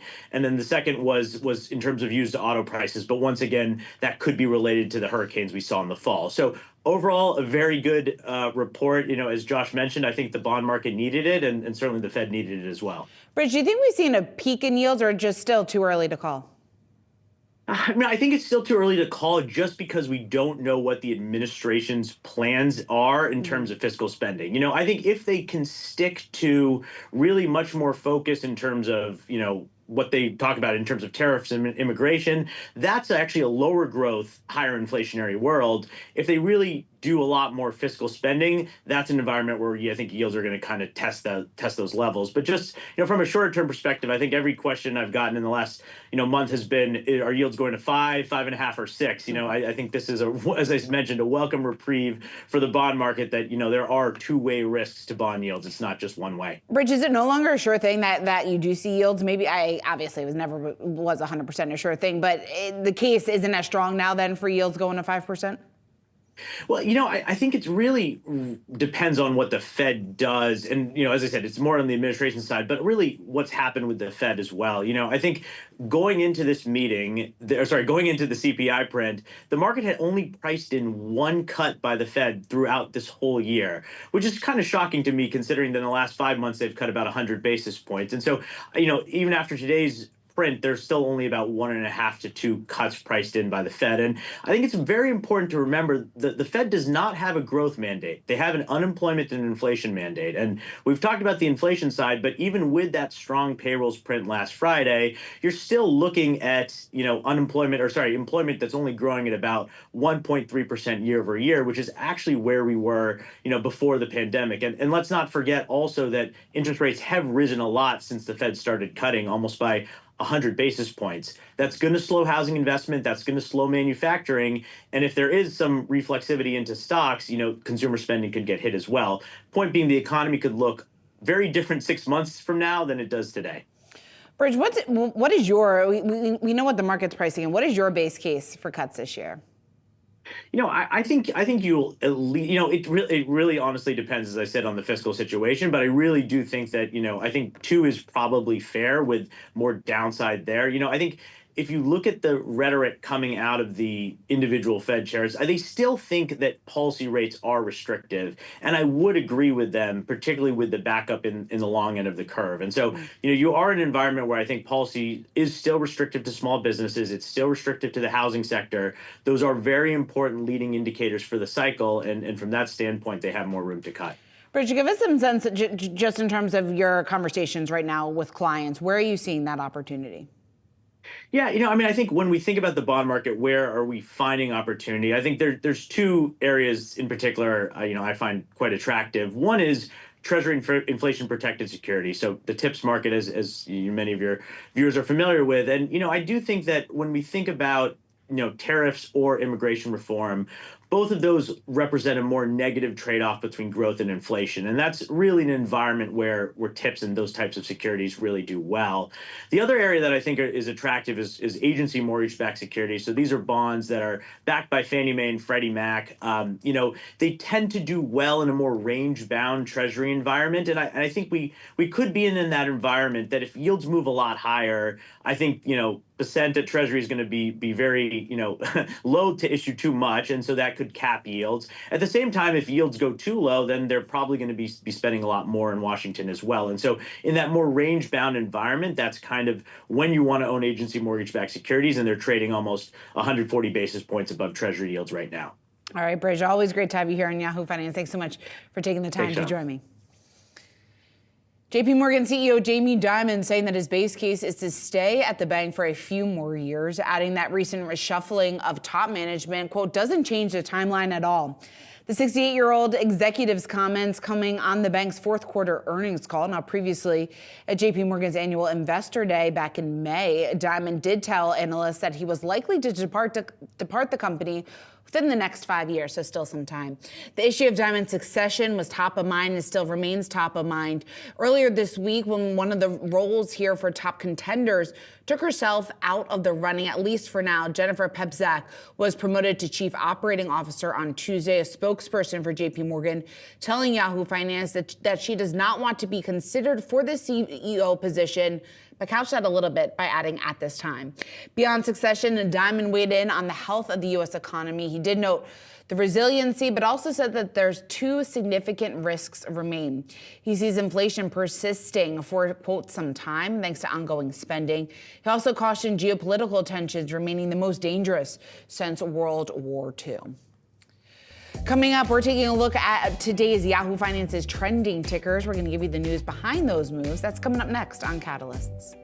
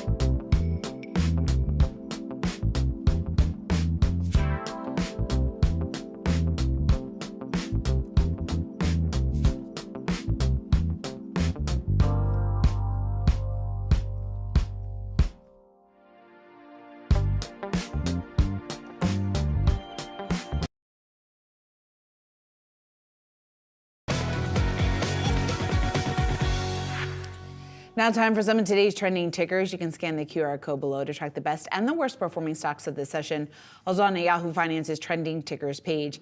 Alexandra Canal joining me on set for today's rundown. So let's get to the first stock here, and that's Rigetti. Computing continuing to a surge here, driven by enthusiasm surrounding quantum stocks. You're looking at another rise today of 22%, just shy of $11 a share. Now this coming as Microsoft announcing its new quantum ready program for businesses and saying that 2025 is, quote, the year to be quantum ready. Yahoo Finance's executive editor Brian Sazzi spoke with the Rigetti Computing CEO earlier this morning about the stock's moves. Let's take a listen.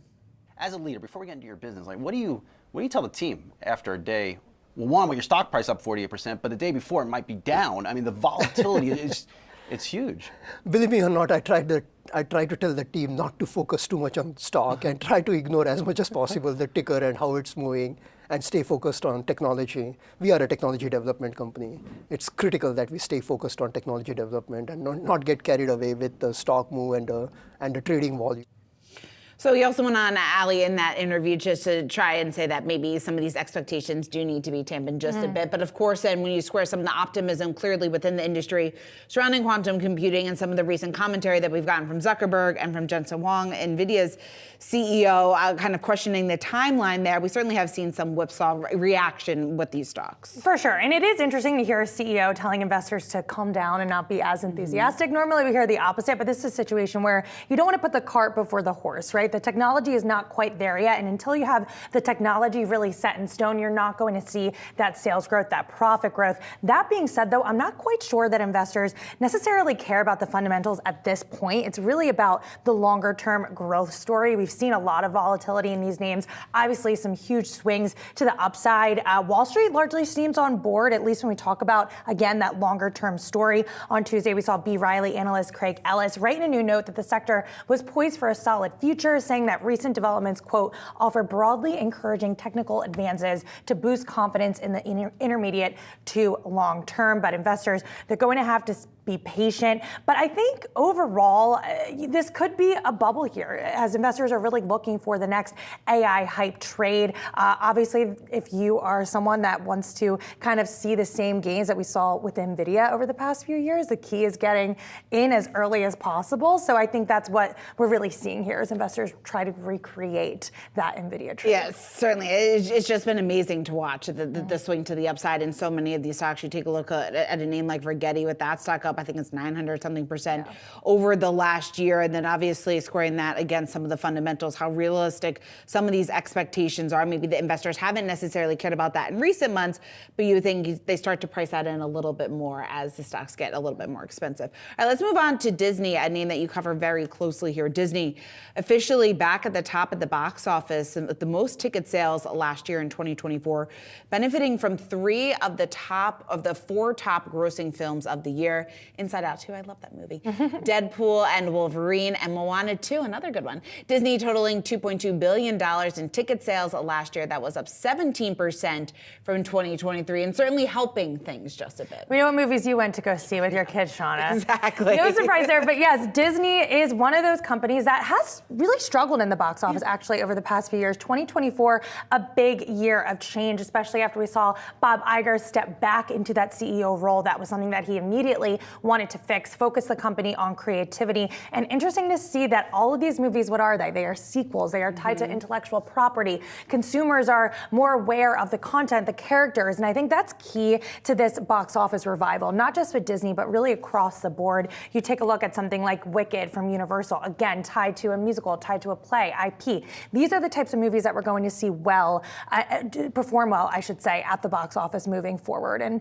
I think that goes to show that maybe some of those smaller indie films are going to be on streaming, but in this post-pandemic era, you really need something big to get folks off the couch and into the theater, and that's really what we're seeing here. And I think also, and I'd love to get your thoughts on this, because when I was saying, I think those were the only 2 movies I saw at the theaters last year, and probably the first time I've been to the movie theaters in a very, very long time. But is the movie theater back? I mean, that was so long the conversation when it comes to comparisons of the numbers pre-pandemic and then obviously the lull that we saw pretty immediately following post-pandemic. How does that stack up to what we see? Well, if you just look at the ticket sales, they were down just 3.4% from 2023. And that's really impressive considering last year we had a double Hollywood strike. So 2024 was expected to sort of be a slow year, but we saw since the summer this rebound in ticket sales. And then if you look ahead to 2025, 2026, analysts are really optimistic because we have even more movies coming to market here. So we're still not at, the peaks that we saw. And I don't think we're ever quite going to get there again. But relative to where we have been, I do think, to put how you said it, we are back in a certain sense, especially when it comes to these big budget movies, these sequels, these movies that really have a lot of hype around them. I think the marketing plans for a lot of these films are going to be really important moving forward. If you think about a movie like Barbie, Wicked, they spent a lot of money just marketing these films. So depending on the film, I do think that's going to be a big driver. All right, Allie, thanks so much. Well, inflation for new cars increasing slightly in December from the prior month and still ticking down, though, on a year-over-year basis. But other car-related expenses are seeing big increases. Vehicle insurance, that was up 11.3% on a year-over-year basis. Vehicle maintenance and repairs, that was up 6.2% from a year ago. Joining me now, I want to bring in Tom Donnelly. He's a Mazda North American Operations President and CEO. We also have Yahoo Finance's senior autos reporter, Pras Subramanian, joining us. Great to have both of you. Tom, certainly when you take a look at your numbers and maybe comparing that to the numbers that we got out this morning, just specifically on pricing when it comes to inflation obviously remaining very sticky there. You couple that with the fact that we have a threat of tariffs here from the incoming Trump administration. I'm curious just how you're factoring that in, how you're navigating that, and where you see vehicle prices going. Yeah, great question. Look, affordability itself is one of the significant headwinds facing the entire industry right now. Tariffs, I'll speak to that here in a minute, but we've been, and frankly, we're coming off in 2024, our best year ever. Some of that's product related, the introduction of a couple new products that we've had, and we feel like we're sitting right in the sweet spot in terms of the market. But we've had to make some adjustments in terms of mix and our programs and incentives. We've been able to maintain pricing overall. And again, this has led to our most successful year in our 54-year history here in the US market. We're optimistic about 2025. I mean, the industry is, from a historical perspective, really in a good position, and it's expected to grow in 2025. We expect to grow in 2025. Some of that's product related. Some of that is the introduction of a new brand campaign that we've put in place. So we're executing well despite some of the headwinds that the industry is facing. Hey, Tom, Pras here. So do you kind of attribute some of the success here to product mix? A lot of other manufacturers are struggling with incentives and bloated inventory. What's sort of the Mazda recipe here to sort of get the buyers what they want in this, in last year with the 16.8% growth rate and also in 2025? Yeah, great question, Pras. So it's a combination of factors. I talked about the product. So just to give you some specifics, for instance, we introduced CX90 about, let's say, 15, 18 months ago. We're selling 2 to 3 times what we did with the prior generation vehicle. We introduced CX50 about 2 years ago. That is an all-new model in a segment that we already have a model in. So that's obviously incremental for us. We did about 80,000 CX50s last year. So when you layer these things on top of 2 to 3 times a prior model, an incremental 80,000 units, and then we've grown in each of our existing models as well. It's product, as this industry is largely driven by.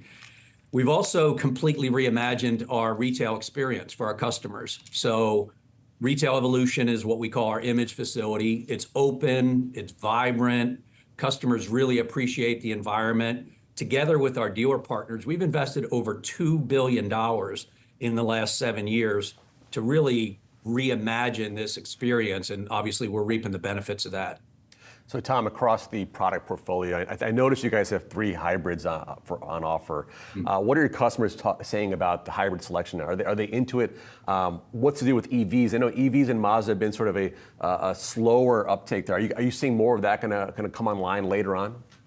Absolutely. So the term that I've used before is intentional follower. look, we're moving on a pathway towards electrification, just at a different pace. I mean, you see and we all see where the industry is and some of the challenges in terms of adoption of electrification. Our solution, we call it multi-solution approach. So we introduced plug-in hybrids with the CX90 and CX70.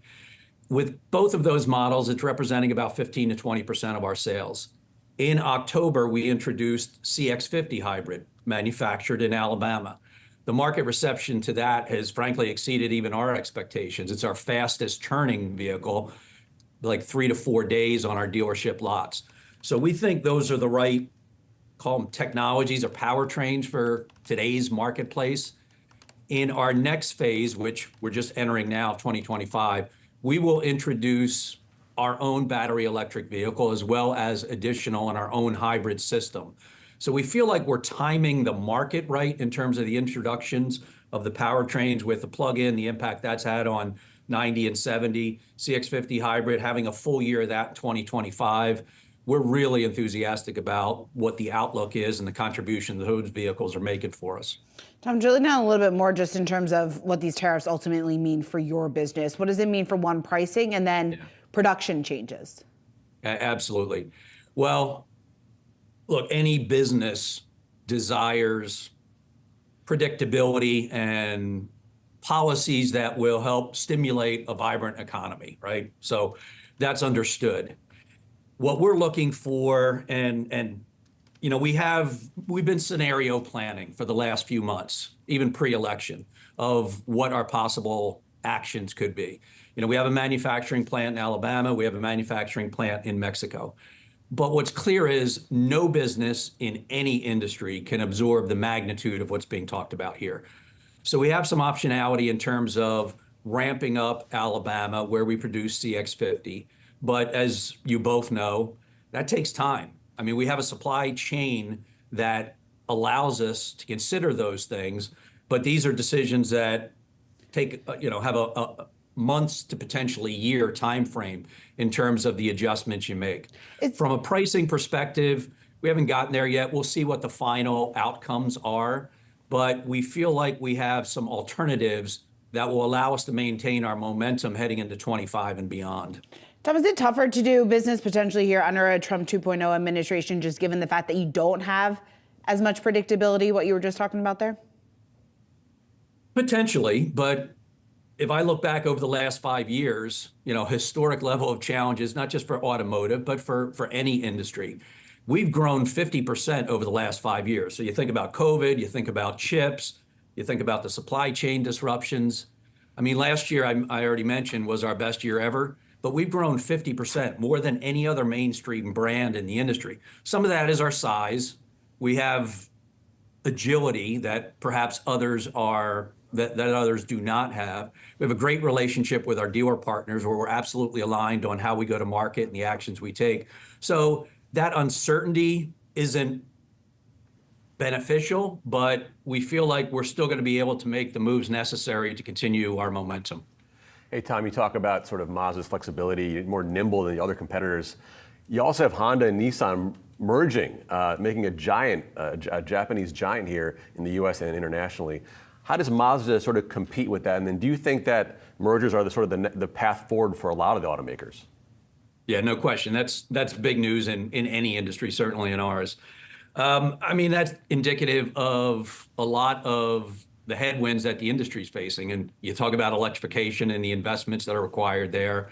Frankly, what I would term the unrealistic regulatory environment that the industry is facing on that pathway towards electrification and other things there.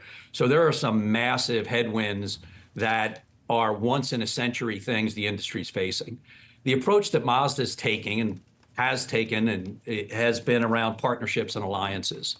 So for the brand you mentioned, they consider that the right pathway for them. For us, it's about strengthening those relationship that we have with Toyota, Panasonic, Energy.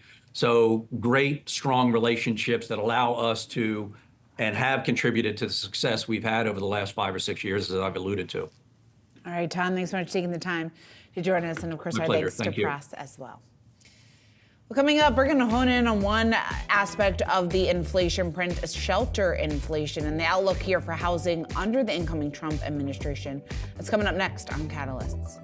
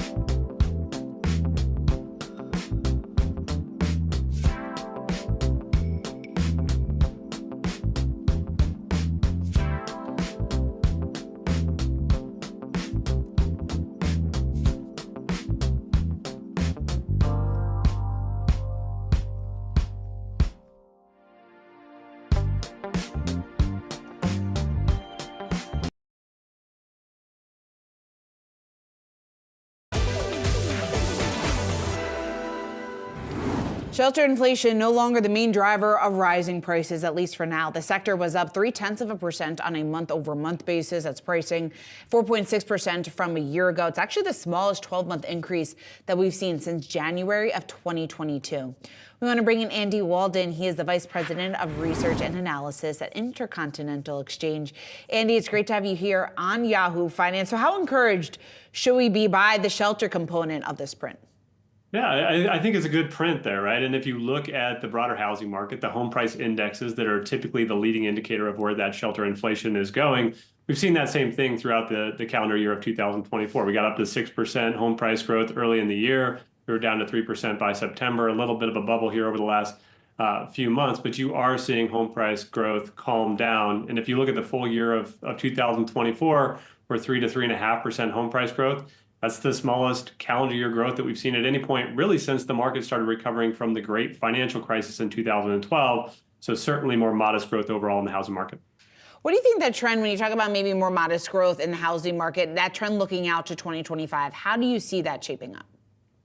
And a lot of that will be dictated by where interest rates go and what that does for demand. But if you look at the baseline as what have we been seeing on a month-over-month basis over the last couple of months and what happens if you project that out, what that says is you'd see another little tick up in terms of home price growth here in December. And as we get into the early stages of 2025, you would see that annual home price growth rate calm back down from kind of where we are down into the 3% range. And so I think that's the baseline expectation. Now, obviously, we'll be watching rates closely. We'll be watching demand and supply closely to see what that could infer for the market. But, kind of a gradual rise through December and then some modest cooling as we move into the early stages of next year. And if we don't see the Fed lower rates again this year, how problematic is that potentially for housing? I mean, if you look at kind of what's priced in right now in the futures market for 30-year rates, I think that is the baseline expectation, is that the Fed will be more modest in their interest rate reductions next year. You look at the futures for 30-year mortgage rates, the ICE conforming 30-year rate futures, and kind of convert that price into an interest rate expectation. What that says is we'll likely kind of hover in this same range over the next few months as we get into the early stages of the home buying season, and then some maybe modest improvements as we move towards the middle stages of this year. Now, those rate forecasts are always written in pencil rather than pen, and so expect some movement as we get more information in the doors. But that's the baseline expectation from the market right now, is kind of flat interest rates over the next few months and some modest improvement as we move towards the middle stages of this year. And when you talk about on a regional basis, what do you see as being the catalyst in terms of some of that outperformance? Yeah, there's some really interesting dynamics going on from a regional perspective right now. And a lot of it has to do with both affordability, some variations being seen, but certainly from an inventory perspective, you're seeing some noticeable differences across the country. The Midwest and Northeast, we've been talking about these for the last year. That's where you're seeing firmer markets, firmer prices, a lack of inventory, some modest improvement last year, but it would take years to recover at this pace in those markets. And so expectation as we move into the early stages of this year is, for that to be the firmer or the firmer portions of the country. And then you get into the South and Southeast, a quarter of markets nationally have normalized from an inventory perspective. Those are primarily in the Sun Belt region of the country. Your eyes go to Florida, your eyes go to Texas. That's where you're seeing softer prices. And among the minority of markets where you're actually seeing prices ease year over year, those are the areas of the country that you're seeing easing. And if you look at kind of the rate of improvement that we've seen from inventory, those are the markets that could normalize this year, right? A few more in those particular areas. And so certainly some of those regional differentiations that we're seeing in 2024 expected to continue here as we move into 2025. Andy, let's talk about what's top of the agenda here for the Trump administration, maybe what that spells out for housing going forward. When you factor in things like tax cuts, when you factor in deregulation, do you see that as boosting the housing market? And I guess how big of a catalyst could that be?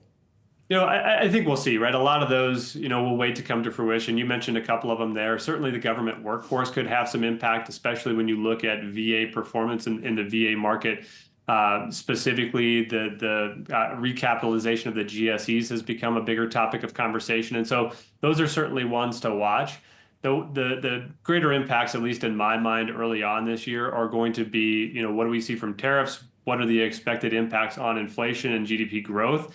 How does that factor into the bond market and translate downstream into 30-year rates? It's what we've seen over the last 3 months. It's been the biggest needle mover for the market. I expect that to be the bigger needle mover as we move into the early stages of this administration. And we'll see downstream, how that policy flow in works from that point forward. All right, Andy Walden, great to have you. Thanks so much for taking the time to join us. You bet. Thank you.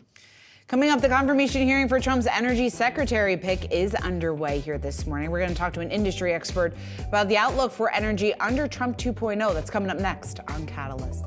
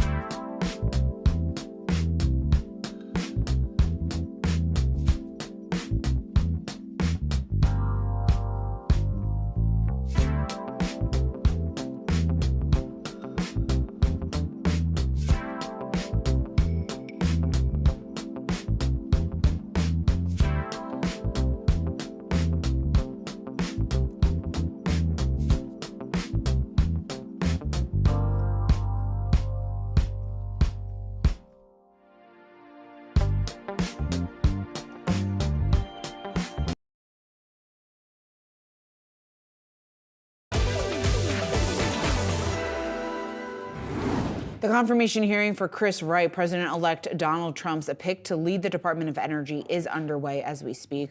Wright vowing in his opening remarks to, quote, unleash American energy at home and abroad to restore energy dominance. The push for dominance is a key phrase and a key emphasis here for the Trump campaign. Now, on day one, President-elect Trump is expected to sign several executive orders pertaining to energy policies.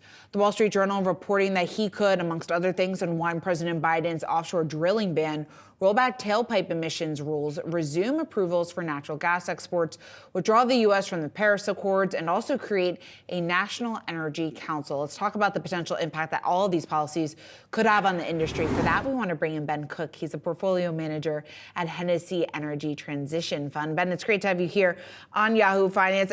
Just first, let's start with Wright in the position here of Energy Secretary. What does this signal to you about the Trump administration's plans here for the industry and the implications that that then has here for investors? Yeah, good morning, Shauna. Thanks for having me. You know, I think the selection of Chris Wright as the Energy Secretary says a lot about the Trump administration's plans for unlocking the abundance of energy resource that we have here in the United States. Clearly, the Trump administration sees that as a source of strength and is going to work towards eliminating those regulatory impediments, the hurdles, lifting the pause on the LNG export project approval process. So, you know, we're going to see permitting, we're going to see project development acceleration. The administration will work, as I said, to unlock resource, to make the resource available, not just here in the U.S., but to our trade partners abroad. What does this signal then, or I guess, what does all this mean then in terms of pricing? If we do unlock further innovation, technology breakthroughs, obviously some of the focus here and some of the talk that we've been getting from the incoming Trump administration, how does that then translate into pricing? Our base case, for 2025 is a crude oil price environment, $70 to $80 per barrel WTI. We think that the U.S. will grow in the coming year. Drilling activity has moderated. It's important to remember that we continue to operate as an industry with a strong sense of capital discipline. That is, companies are allocating their capital judiciously, choosing to focus on shareholder returns, returning capital to shareholders, as opposed to growing for growth's sake. And the Trump administration can strongly encourage the industry to begin drilling and grow production, but ultimately it's the companies themselves that make those decisions.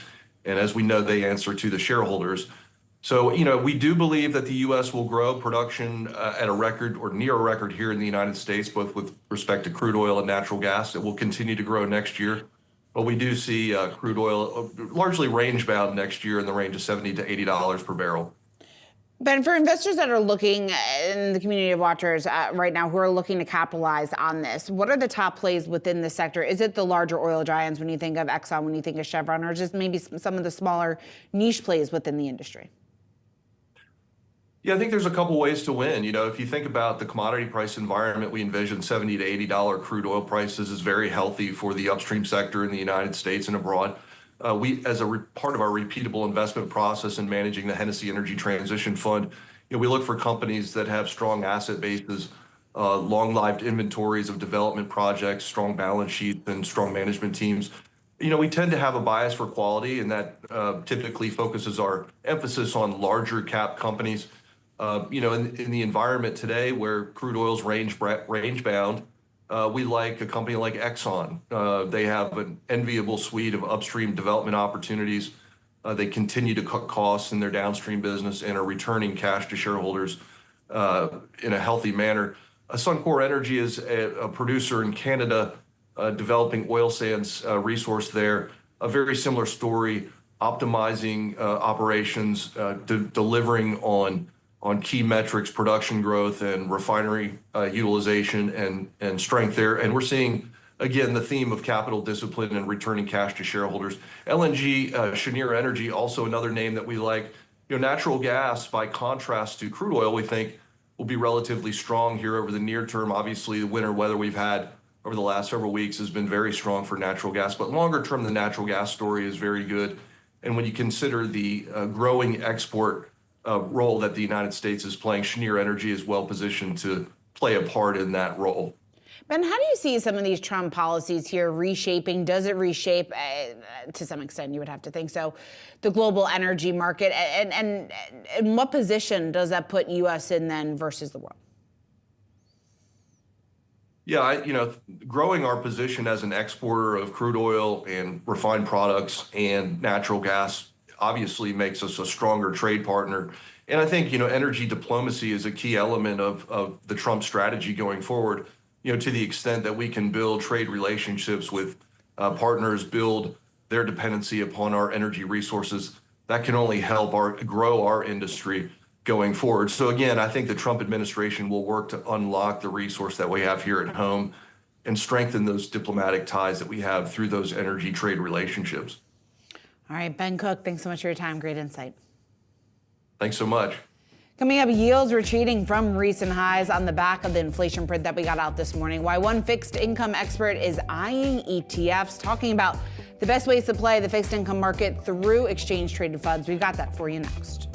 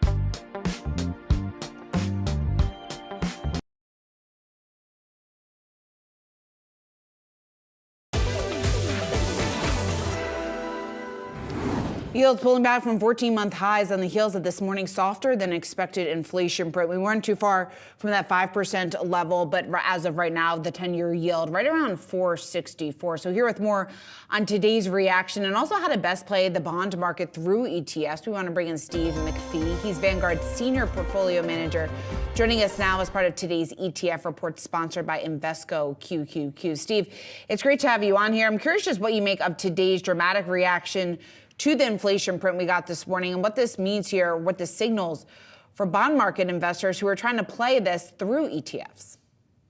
Good morning. Thanks for having me on. So let's start, first of all, with Vanguard's core philosophy, and that is we're bullish on bonds. We see bonds having a special moment. It's the type of moment where you want to march to the rooftop and shout down to investors, buy bonds. And to paint the story, to tell the story, we've got to go back to the fourth quarter of 23 and look at the environment. That's when yields peak last in October, and we hit that 5, 10, and 30 years. We hit that 5% very briefly in 10-year U.S. Treasuries. That happened because inflation was running at a double-digit pace. We had uncertainty in the global economy. Central banks were trying to get their arms around the situation and put stability back in the system. Fast forward 15 months later, like you were saying, we've got the same level of yields all of a sudden, but inflation has a two-handle. The Federal Reserve has landed the plane per se. Things have stabilized. The picture is much rosier in the U.S. We have U.S. exceptionalism, and it is alive. But again, yields are high. That means bonds are an opportunity. Like you mentioned, we briefly hit a 5% here in the 30-year in the last few days. We had a slight tick down in CPI today of 0.1%, and all of a sudden we have a 14 basis point rally in tenths. So I think the market realizes we're cheap, and it reacted, and it dipped it was buying the dip pretty ferociously. When you take into account the extent of a move like we are seeing here this morning, is that something that's going to be almost like the new normal here for bonds as we do get to this place here of a little bit more certainty? I think investors need to look through the noise, look past the noise, let an expert like myself, a professional, worry about the day-to-day oscillations of the market. Really, our message is there's a special opportunity here for investors to lean further into fixed income. And I'm going to Vanguard geek out a little bit here and channel my inner Jack Bogle. Jack would say stick with your program, and program is synonymous with your investment allocation. Based on strong U.S. equity returns in 23 and 24, which were double-digit sizes, you're probably leaning too heavily in equities. Your portfolio is probably bulging too far in that direction, and it's thirsty for bonds. So as a recommendation, buy bonds, allocate the bonds, but let a professional like myself deal with the day-to-day volatility. But Steve, I think the question investors are asking is, what's the best way to do that, right? There's so many different ways to invest in the bond market right now, whether you're going on the long side, the short side. Where are you seeing that opportunity? Sure. I mean, first and foremost, we really don't care if it's mutual fund, ETF, passive or active. Just get it in there. But we are seeing a preference for ETFs. That doesn't mean there's any tension between mutual funds and ETFs at Vanguard. Our mutual fund business is bustling, but there's a preference building for ETFs. 10 years ago, that was 10% of AUM at Vanguard. Today, it's 30%. And I think there's really three reasons why the preference in ETF is building. The first is pretty easy, it's pretty historical, and that's the fact that you have intraday liquidity, minute-by-minute liquidity, push-of-a-button liquidity. The second, which is evolving, is around taxation. The ETF in-kind redeem mechanism will wash away any capital gains. Any unrealized capital gains are in the portfolio, so you can minimize gains and you can reduce capital gains in an ETF wrapper. And the third is more new, and that's around advisors really focusing on tax loss harvesting. And that really exists in an open architecture, ease of access environment where these advisors can do as many trades as they want on an ETF with no gates or restrictions like a traditional mutual fund might have. Steve, what have flows looked like so far this year for you? Flows are robust. I mean, we're fortunate here at Vanguard. They're usually robust, but they're extra heavy in fixed income, active and passive. I can speak to munis in particular. The muni market in 2024 had the fifth best inflow period into mutual funds and ETFs going back to the early 90s. On our desk, the muni active desk, we're a market leader with $200 billion in assets. We traditionally take about 20 to 25 cents in every dollar. We had that same pace last year. The big change we are seeing is flows are actually going into short duration products for the first time in 2 years. Mm-hmm. With the Fed easing several times, they're pushing fund money markets out the curve into ultra short and short duration. But importantly, we are still getting flows into high yield, long-term, intermediate, and state-specific products. So it's broad and robust. All right, we'll see what the trend continues. Steve, thanks so much. Let's do a quick market check just about 90 minutes into the trading day. Again, on the heels of the softer than expected CPI print out this morning, you're seeing a risk-on rally play out in the broader market. You got the Nasdaq up just over 2%. You're looking at gains for the S&P up 1.6%. The Dow up around 640, so just off the highs of the session. If we take a look at the bond market action, that's really where we are seeing a massive pullback here in yields this morning. You are seeing bond prices to the upside. Lots of worry about the high yields that we had been seeing, how big of of a challenge or headwind that could be here for equities. So again, on the heels of this print, we are seeing bond prices moving to the upside. We are seeing equities here rallying just a bit. Keep it right here on Yahoo Finance. Much more coming up next. We've got Wealth. It's dedicated to all of your personal finance needs. Brad Smith has you for the next hour. Stay tuned. I'll see you tomorrow.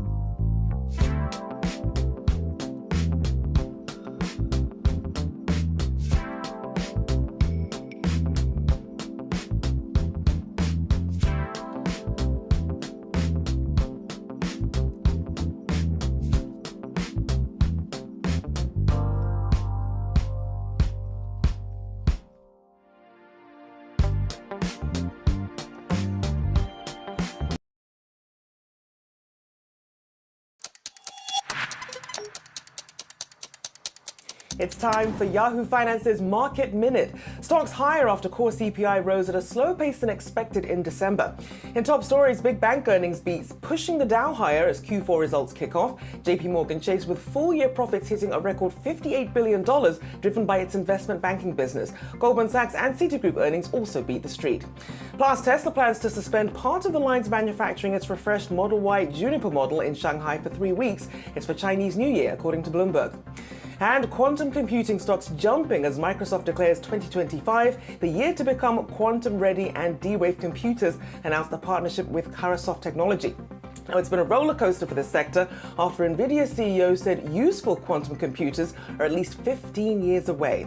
And that is your Yahoo Finance Market Minute. For more on what's trending on Yahoo Finance, scan the QR code below to track the best and worst performing stocks of the session. But now Wealth begins.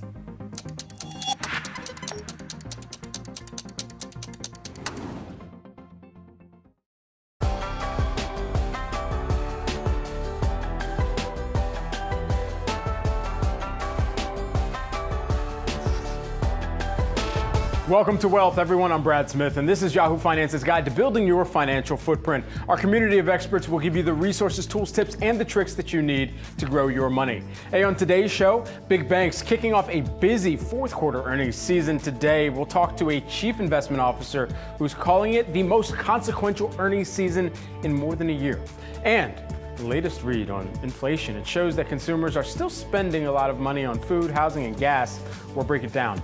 Plus, Yahoo Finance's very own John and David Ottenschneider joined the show to discuss a 5-step strategy that you can use to pay off debt faster than the popular snowball and avalanche methods. All that and much more coming up during today's show. But first, let's take a look at some of the market action as we always do. We are 90 minutes into the trading session. We're taking a look at the U.S. major averages up across the board. The Dow up 1.5%, and the S&P 500 up 1.6%, and the Nasdaq Composite saying, hold my beer, it's up 2.1% right now. So stocks rallying after December's consumer price index was in line with estimates. Joining me now in studio, we've got Vance Howard, Howard Capital Management, CEO and CIO. Big banks officially kicking off earnings season today. You say that this could be the most consequential earnings season over a year. What should investors be doing?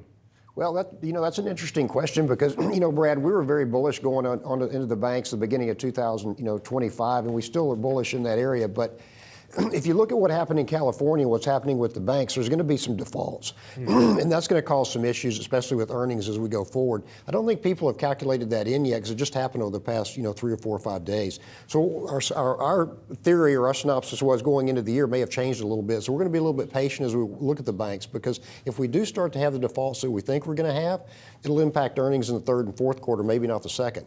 But, you look at a $20 million house, they lost 12,000 homes. I mean, that doesn't include strip centers and, multifamily, et cetera, and it just keeps going and going from there. But if you got a $20 million house and you could only insure it for $3 million, you're 17 million down, or maybe you put 2 or 3 million down, so you're 12 million, that you've got to pay back to the bank. Yeah. Some are going to walk away from that. And that's going to impact, especially mortgage companies. Look at like Wells Fargo and Bank of America, which are holding some of those notes. Yeah. So that's something to think about going forward. This was it was devastating. Just to follow up on that, because I think you're making a great point here in that it wouldn't show up in the numbers that we've seen reported right now, but to what extent do you expect to hear it talked about by CEOs, by some of the executives, even as they are trying to position the narrative for their outlook for the year ahead with the analysts, with the investors, but also knowing that this is a major event that really has not been calculated for in entirety yet? Well, I think we're just starting to talk about it now. Yeah. With me, and because like I said, we were bullish on the banks up until 3 or 4 or 5 days ago. But another thing, Brad, let's take a consideration to it. The regional banks that really could be devastated by what happened in California. This is a 1 in a 100-year event. This was the 100-year storm. You look at what happened in the Carolinas, but the home values and the property values weren't nearly as elevated as what they are in Los Angeles. Right. These are through the roof. Yeah. Another thing that they're not taking into consideration too, there was some incredible art and artifacts that were inside of a lot of these homes that are gone. Read the other day that a gentleman had a tremendous amount of Warhols, and he pulled out 3, and I think he had 20. That means that 17 are just ashes now. That how do you put a value on that? It's really tough. So there's a lot of insurance risk out there too. And you look at inflation. Insurance is a big component of inflation. Well, our rates just went up. Yeah, for sure. So you also have some stock picks for us as well that you're watching right now. What is the top of your list in terms of what you're prioritizing and how you're evaluating? My top pick for 2025 is Salesforce CRM. And we really like that pick due to the fact that it's got recurring revenue. Excuse me. Recurring revenue, you don't have to go and resell the product again. It's a monthly subscription. Yeah. We use Salesforce and we're very, very pleased with it. And it's not inexpensive. It's actually expensive to use Salesforce, but it's an incredibly effective tool. But everybody wants to look at AI, artificial intelligence, and how's it going to affect my life. This is going to be one of the few firms that you can actually probably see it and use it at the very beginning phases because of the robust structure that Salesforce has internally and what they're trying to accomplish. Right. So very bullish on Salesforce in 2025. It's interesting. I was at the National Retail Federation big show, and Salesforce was one of the most prominently displayed logos in the exhibition hall as you were walking in, hearing people talking about agents and agent force, so forth. Just lastly, while we have you here, though, and we have a bit of time, your top tip for portfolio evaluation this year? Well, like I said, we Salesforce. I also like O'Reilly Auto Parts. And one reason I like O'Reilly, number one, they're well managed. They're auto parts. So good times, bad times, people are going to buy auto parts. But they've had a long track record that's continually marched forward in their value of the stock, and they've got a good balance sheet, and they've got a good product that people are going to continue to use no matter what the economy does. Vance, thanks so much for taking the time joining us here in studio. Appreciate it. Good to see you. Certainly. Now time for some of today's trending tickers. You can scan the QR code below to track the best and worst performing stocks of the session with Yahoo Finance's trending tickers page. First up, Moderna's price target cut to $38 a share from $70 a share at Morgan Stanley. The new target implies nearly 11% upside for the stock based on its last closing price. The analyst citing recent financial updates, including the firm's lowered 2025 revenue guidance and competitive pressures in the vaccine market. Next up, we're also tracking SoFi and Affirm, both rated outperform in an initiation note from William Blair. The analyst Andrew Jeffrey, citing the momentum of alternative options to traditional banking. Jeffrey views both of these stocks as leaders in the fintech space. SoFi with focus on personal, student, mortgage, and credit card loans, and then Affirm as a buy now, pay later provider, BNPL there. Finally, we're taking a look at tobacco stocks as well. They are under some pressure today after the FDA said that it would cap nicotine levels in cigarettes at 0.7 milligrams of nicotine per gram of tobacco. Now, the FDA says this limit could prevent and help prevent young people from starting to smoke and help current smokers switch to lower risk tobacco products. We'll continue to track all those tickers as we move forward throughout the rest of today's trading session. New data from the Bureau of Labor Statistics shows core inflation eased for the first time since July. That core measure strips out volatile food and energy prices and climbed 0.2% in December. That's down from 0.3% in November. But food and energy costs are where a lot of Americans' money is going right now. Here with more is Yahoo Finance senior reporter Alexandra Canal. Hey, Allie. Hi, Brad, and that's right, a bit of a mixed bag here, I guess you could say, when you think about the progress in moderating sticky core prices. But if you are a consumer, you're still feeling that pinch. And if we do include food and energy costs back into the equation, headline prices rose 0.4% month over month. That's an acceleration from what we saw in November, signaling that there were some hot pockets of price growth within this market. Gas prices, a big standout in this print. Costs at the pump rising 4.4% last month, accounting for over 40% of the monthly headline increase. Shelter costs, although easing from November, they're still up 4.6% from a year ago. And that's despite this being the smallest 12-month increase since January 2022. So it just goes to show how tough it's been out there in this housing market. And in a similar vein, we saw that the cost of rent, as well as the equivalent cost to rent a home, both ticking higher. Meanwhile, food remains especially sticky. The price of eating at restaurants rose 0.3% in December, unchanged from the prior month. And then at the grocery store, well, you're not getting much relief there either. Some of your basic items like cereal, bread, bacon, all seeing prices rise. And of course, we can't talk food without talking about the often volatile costs of eggs. Egg prices easing from a month earlier, but they're still up nearly 37% from a year ago. There were some items that did see relief in December. They included the cost of meat, milk, as well as fruits and vegetables. But again, it ain't cheap to eat these days. And then finally, one last category that I want to mention is airfares, because if you took a trip last month, chances are your ticket price was a lot higher than usual. Airline fares, a big pain point for consumers last month, with prices rising almost 4%, Brad. Allie, thanks so much for the breakdown here. We've got much more. As coming up, I talked to the CEO of Big Commerce about the impact of inflation on consumers. That's coming up next on Wealth.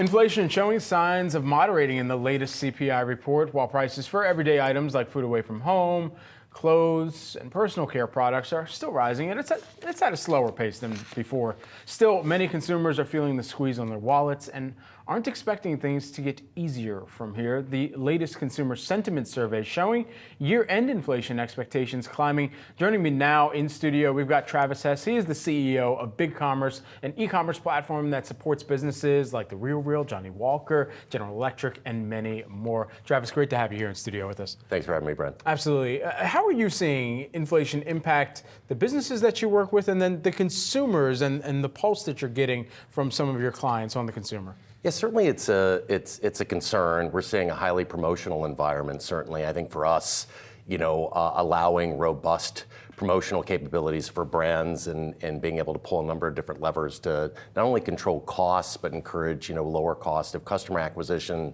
But I think the balancing act there is you don't want to unintentionally turn yourself into a promotionally oriented brand when that's not the long tail or intent of doing it. And so you're seeing this balancing act of how much do I push for promotional to get folks in and buying more at key critical times, depending on my supply chain and inventory, but at the same time not kind of over-indexing where that becomes the consumer expectation, and then they're not shopping you under normal circumstances. Which, as we talk about e-commerce, the natural consumer tendency or the mindset, even when you're going into purchasing online, is I'm looking for a deal. I'm trying to comparison shop, but there's still areas that are seeing stickier prices categorically. Where are we seeing that continue to play out? Well, I mean, I think traditionally, and we had a more condensed sort of holiday season this year with Thanksgiving obviously coming late. So you saw high concentration in a shorter period of time, certainly.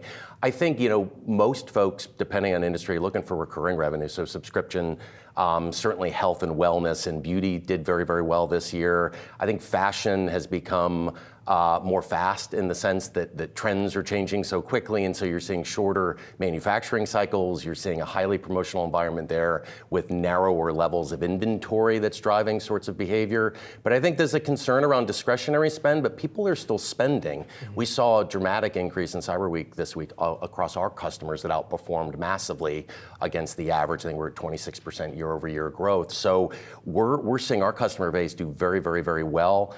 Our thesis is providing the tools and the levers for organizations independent of size to pull those levers regardless of macroeconomic trends. We mentioned some of the household known businesses that you work with at the top of this conversation, but I wonder for small businesses out there as well who are just trying to compete better in this environment for mind share and then market share too here. What advice you would have for some of those small businesses upgrading the platforms that they use to engage with consumers on a daily basis? Yeah, I think our approach to this is optionality, right, and speed. Speed trumps everything by delivering things quickly and going to customers faster. The presumption is we're doing that with less cost and more agility, certainly, as things change pretty quickly. I think optionality has also been key, particularly around payments and conversion optimization and things like that. We lead with an open platform. So again, mapping the right sort of card processing, the right sort of conversion techniques and experiences, particularly in cart and around the overall customer experience, has been key. Making sure that's mapping to the right industry, the right vertical, the right market, and the right maturity size of an organization, depending on the industry that they're in. That's helped a lot. We get retail sales data out tomorrow from the Census Bureau. If there's a retail theme that you expect to play out and proliferate through the rest of 2025, what would that be from your purview? I think organizations, retailers, large brand manufacturers need to go where their customers want to engage them with value, independent of where they buy their product. And I think this proliferation of channels across a number of different touch points, which is ever increasing, the value becomes the organizational agility required to be able to do that at scale and with relevance as customers are overloaded, and being able to react to that in real time.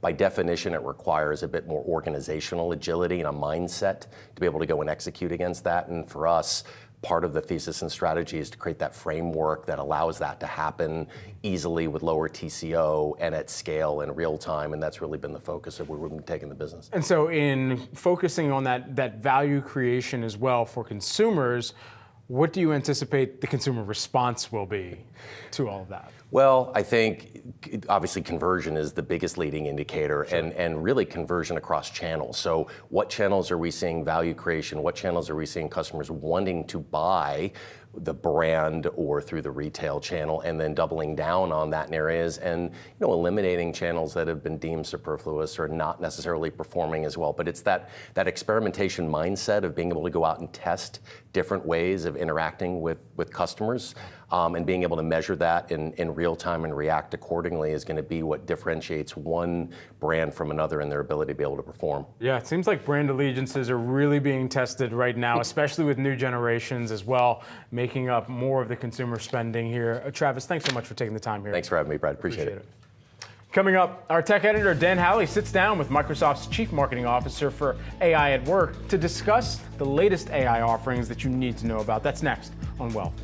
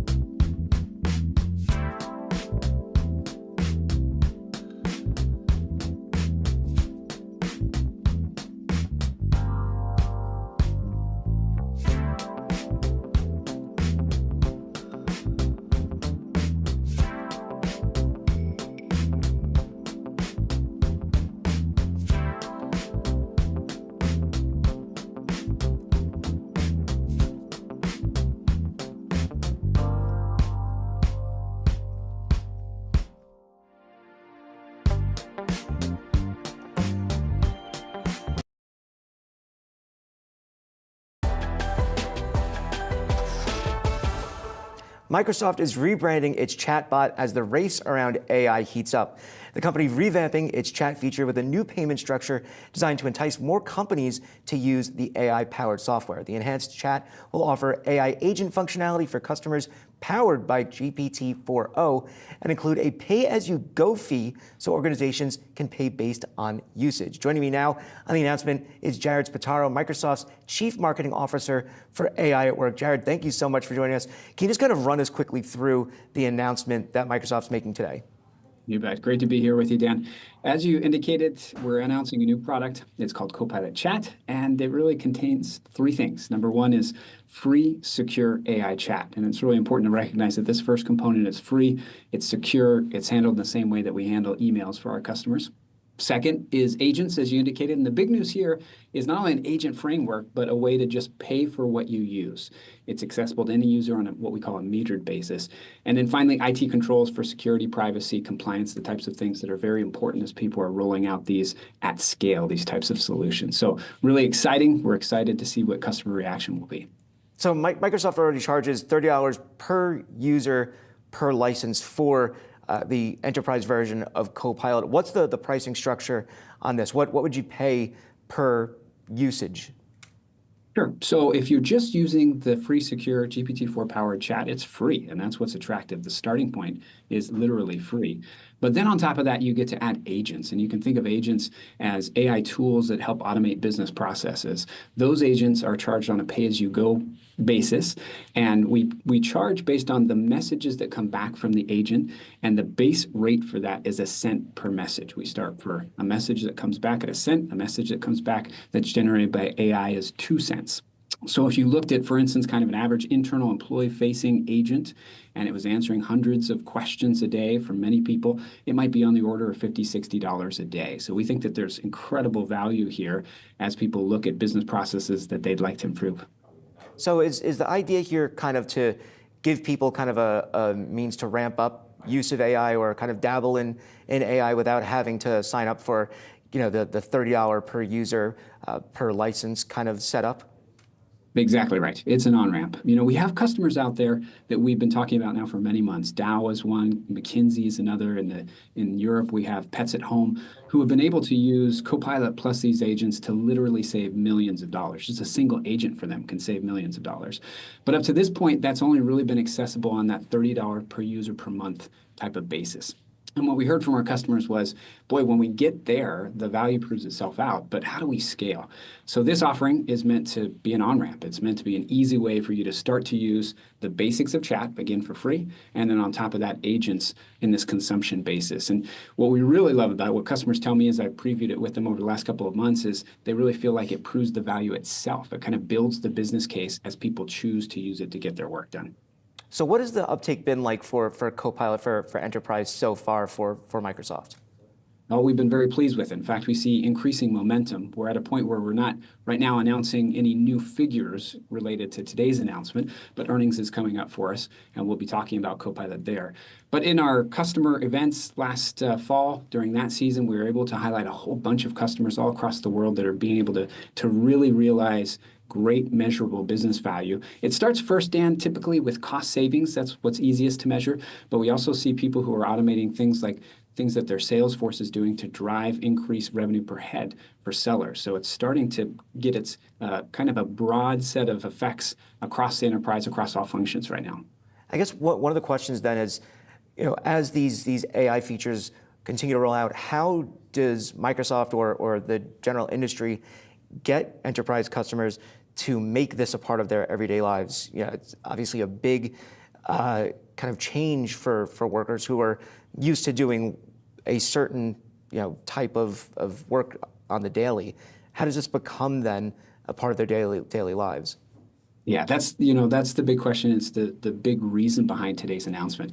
What we see is the future is already here, but as so many people say, it's just unevenly distributed. So you can think of it this way. Companies all across the world are starting to see what I might call departmental results. They have people who have figured out, man, here's how I can use AI to really drive those very measurable results. But enterprise level results, that typically is going to require broad adoption. It's going to require people to alter their habits. Now, one of the things that we have seen in our telemetry is that when you give people a tool like we're introducing today, AI-based chat, they start to not only use it, but they find new uses for it. They start to modify what we would call their workflow, their daily workflow. But it's a matter of broad exposure.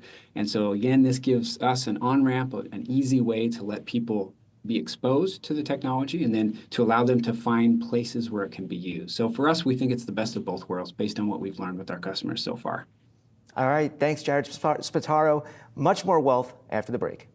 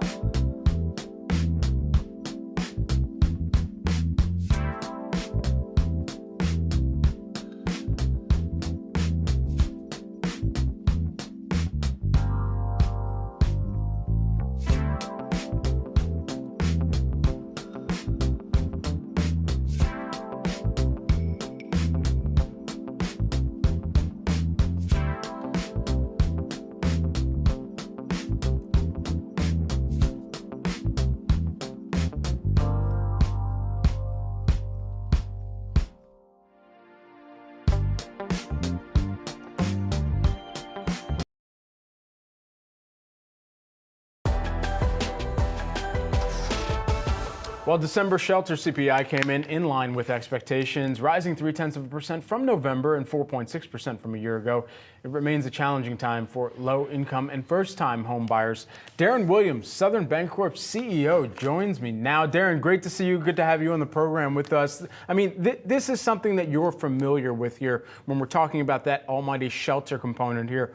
What are some of the ways that potential home buyers can navigate this market from what you're seeing? Well, first of all, Brad, thanks for having us on, and really appreciate you having the voice of Southern Bancorp. We are a community development financial institution dedicated to serving underserved people and places, and so this is the market that we work in. So for those first-time home buyers, there are a number of things we suggest that you do. You know, first of all, it's so important to know your credit score, know what's on your credit report, and so let's analyze that. Then let's do our best to reduce debt. Reduce your current debt, your overall debt, to help you position yourself to be ready to really afford a home. And then let's work with a professional like our mortgage professionals here at Southern Bancorp that can help you with researching programs to assist, a number of programs for first-time home buyers, a number of opportunities that you could take advantage of. But you really got to do your research and understand what you're getting into. You know, this gets at something which is really even more important here about breaking the cycle of debt. What are the keys that Southern Bancorp really believes can help people break the cycle of debt, and how consumers can do it? Yeah, so thank you for that question, because as a community development financial institution, we're dedicated to supporting people who often don't have the resources, have just not been trained on really how to manage money and how to really break that cycle of debt. You know, I say all the time that wealthy people have wealth advisors. Well, low wealth people also need wealth advisors. So we have certified homebuyer counselors and financial counselors inside each one of our branches that work with our team members and our consumers on really how to budget, how to save, how to analyze your debt, how to help you get out of debt. Of course, we've got products and services, but we really focus on the financial education. It's an opportunity and access to education in addition to the programs and products that we have. It's anticipated that we could see more mergers as well in the financial industry under the incoming administration in Trump. And this deregulation has been talked about at length. And I wonder, from your seat at the table at Southern Bancorp and assessing the rest of the industry, what would that mean for regional and smaller banks and ultimately your customers and the changes that they could see? Yeah, so unfortunately, many of the markets we serve larger institutions have abandoned those institutions. In fact, we have 56 locations across the Arkansas-Mississippi Delta. In 12 locations, we're either the only bank or one of only two in the entire market. And so when you see that mass consolidation, you see all of those banks are disappearing from those communities that are less wealthy, that are underserved. And so that's why, as a community development financial institution, our focus is really on serving those markets that have been abandoned by other institutions. And we have been aggressive ourselves in M&A. And so one of the things we're able to do when you have the scale, we're at $2.8 billion, looking to grow to about $5 billion in the next 2.5, 3 years. So we're looking at M&A opportunities as well. But we want to ensure that all communities have access to capital and credit that's so desperately needed to help to stimulate and revitalize those communities. What are the keys towards getting to that $5 billion figure that you just mentioned?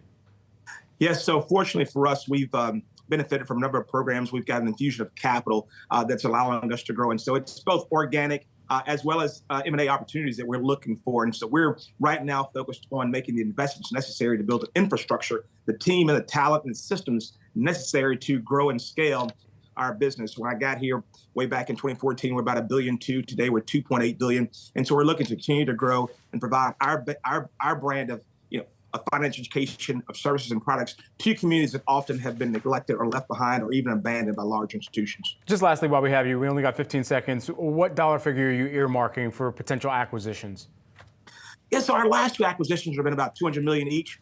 I don't know if there's a dollar figure, but we're looking to go larger than that. We're, over the next, 2.5, 3 years, we're looking at double in size. So that means we're going to have to both organically grow and look for larger acquisition targets. Darren, great to have you on the program here with us today. Really appreciate the time and look forward to checking back in the future. Thank you, Brad. Certainly. 38% of Americans say financial stability is their top focus area in 2025, according to an Allianz survey. And they're not alone. I'm in that one too. One of the first steps towards financial stability is to clear your debt. Some experts recommend the snowball method, where you pay off the smaller balances first, while others advocate for the avalanche method, where you pay off the highest interest rate debt first. My next guests have the debt lasso method, which they say helps you pay off debt faster than those other two methods. Joining me now at the desk, we've got good friends of the show, John and David Ottenschneider, the debt-free guys and hosts of the Living Not So Fabulously podcast. Great to have you back here. David, let's start with you. Run through the 5 steps of the debt lasso method for us, and how does it work? Sure, definitely. As you mentioned, there are 5 steps. The first step is to commit. Commit is actually broken into 2 pieces, and that is, 1, commit to a specific amount that you're sending to your credit cards to pay them off every single month, at least that amount every single month. The second portion of commit is to not add any more balance to those cards, because that makes it harder to pay them off. The second step is to trim, which is actually the snowball method, and that is, look for those small balances that you can pay off really quick, maybe 1 to 2 months worth of payments, that you can get those quick wins out of the way. The third step is the lasso portion of it, and that's really when you look at all your credit cards and you say, how can I get these to as as few accounts as possible with the lowest interest rate, grabbing all that and bringing it in to manage it much easier. The fourth piece is to actually automate all of the process of paying those credit cards so that you don't miss a payment, end up having a late fee. And then the fifth step is to monitor that. You know you're going to pay a credit card off, so you're going to have to switch some balance or payments around. And so, John, what is the best way to really approach that lasso step and bring your debt to fewer locations at a fewer and lower interest rate as well? Yeah, the tools that David and I use personally and that many of our clients have used are 0% interest rate credit card balance transfers. But if that's not necessarily available to you to lower your interest rate, maybe look at a credit union or a bank where you can get a low interest loan. The snowball, the avalanche method, the problem with both of those is it can take so long to pay off your debt, and a lot of people kind of peter out before they actually become debt free. And that's what the debt lasso method helps you do, rein in that debt so it's easier to pay off more quickly. But use that opportunity to pay off your debt. Don't kick the can down the road, because you can only kick the can so often. Certainly. So, David, say I've been successful at lassoing, and it's taken me some time to do this. How do you next ensure that you don't go back into debt, the area that you just came from? Yeah, what is really important here is your debt payoff strategy helps you build good habits, good financial habits. And when you learn those habits, the habits that help you pay off debt are the habits that help you build wealth. So have a strategy, and that's why we're here on this show, Wealth, is to help you build wealth. So pay that debt off, keep those same habits, financial habits, and use that to your advantage so you can grow. And then just lastly, as we think about the time period that somebody should be allowing for themselves, like how long can this take to really implement this method? Yeah, the important thing is to be patient with yourself. Don't beat yourself up. This is a common problem that a lot of people have.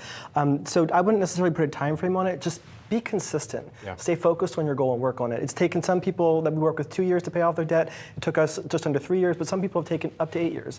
But don't beat yourself up, because there's no point in that. Give yourself grace, yes. But also be consistent. Yes. David and John Ottenschneider, thanks so much for taking the time here with us. Thanks for having us. Thank you. And you can catch more of John and David on Living Not So Fabulously every Wednesday at 12 p.m. Eastern Time on Yahoo Finance or wherever you get your podcasts at. Here's a sneak peek of today's episode, which digs into the realities of entrepreneurship and starting a business. It can seem so glamorous at times online, or how many people make it seem like it's, oh my God, you can just work from ever, you can do whatever you want. And that's not necessarily the case, especially when you're starting off a business, if you want to do it the right way, in my mind. And so as much as it is rewarding and you can really get a lot from that, it is also you have to put the effort and energy into it. You have to put the time into it. You have to think about your finances. But I think it's not for everyone. And I think someone has to really dig deep into understanding and also talking to people who have businesses and getting mentors and finding out like what was their experience before they kind of make that jump into it. Recent demand for guaranteed income solutions has sparked a surge in annuity purchases over the past few years. According to LIMRA research, total annuity sales in the U.S. topped $430 billion in 2024. But let's take a step back here. What exactly are annuities, and are they a good investment vehicle for you? Here with more, I'm joined by Michael Downing, who is the Athene Chief Operating Officer. Quick disclosure, Athene is a subsidiary of Apollo Management, Yahoo Finance's, Yahoo's parent company. Great to have you here on set with us, Mike. Let's start with the basics. Just what is an annuity and how do they work? Yeah, so at a general sense, an annuity is just a general term for a collection of retirement solutions. They're all generally trying to provide guarantees. And the way they fit in is if we think about your average retiree who's saved for 30 or 40 years, their core need is to have guaranteed income for the rest of their life. Right. So one, they want a guarantee. Two, they want to have confidence they're not going to outlive their income. And three, they're going to want to make sure they feel comfortable that they can weather downturns, whether it's an equity downturn or a spike of inflation. So the way they work in terms of the guarantees, the basic types are strong rate of return for a fixed number of years, guaranteed payments for your entire life, regardless of how long you live, principal protection with potentially some equity-like upside, and all of them are built within a tax-deferred wrapper. Right. So they both protect and preserve wealth and help retirees retire with confidence. Now, annuities may not be for everyone, so what are some of the limits here that we should also be keeping in mind? Right, so I think the key thing with annuities, I talked about there's a collection of different types of tools. Right. They should generally be an anchor of almost any portfolio in terms of the preservation of wealth. And so the things that customers should look at is the type of protection they need. So one is it guaranteed return on your investment, and that's what some simple annuities provide, a guaranteed, say, a 5% yield for guaranteed for 5 years. Or is it you still want upside of the market, but want to protect the downside? That would be an example of a fixed indexed annuity. Right. And then there are others that allow lifetime income withdrawals as well as having liquidity. So it's really a matter of trying to find which one is appropriate for your portfolio. And what level of liquidity you need as well. That's right. And so what is the sweet spot for an age that you should be considering an annuity? Yeah, so I'll talk about in the range of our target customers. Sure. So with Athene, last year we issued about $35 billion of annuities in this rising market. And our customer base on average ranges from about age 55 to about 85. And certain products are really popular at all ages. The simple guaranteed rate to term is popular across the spectrum. Other types like fixed indexed annuity, which promise principal protection but have equity upside similar to an S&P upside, but the downside protection tends to skew younger. So that might be more in the 55-year range. And so with that in mind, when you talk about fixed indexed annuities, it seems like, especially for a lot of the younger investors that could eventually opt into or add in annuities to their portfolio as well, that's a way to almost take the thinking that might already exist from an ETF perspective and then layer that into an annuity perspective. I mean, I may have that incorrect. You have that exactly right. So a common, like within the employer space, a common structure are these target date funds, which basically automatically adjust your risk profile as you get older, but they're just targets. None of them have guarantees or boundaries. The fixed indexed annuity provides guardrails that are guaranteed by the insurance company. So it's exactly that, Brad, is you can invest in these in a younger age, get all the upside protection, continue to get the tax deferral, and then when you actually need income, pull the income out. Is there a sweet spot in kind of percentage return that you should be looking for in your annuities? No, it's really just a matter of looking for annuities compared to alternative investments. So right now, again, in the current rate environment, you can get a guaranteed return of about 5%. You can get, in terms of a fixed indexed annuity, principal protection upside of as much as 10 or 15%, which is very strong, but it's all against the backdrop of alternatives. So at the current rate environment, annuities are a much stronger alternative to CDs because they offer the tax deferral, they offer liquidity to the extent you need liquidity for investment. And then when you look at equity alternatives with a high volatility, having that principal protection for most retirees makes a lot of sense. Yeah. Michael, thanks so much for breaking this down for us. Thanks Really for having me, appreciate Brad. it. Fascinating. Appreciate it. We've got much more on wealth after the break. Stay tuned. You're watching Yahoo Finance.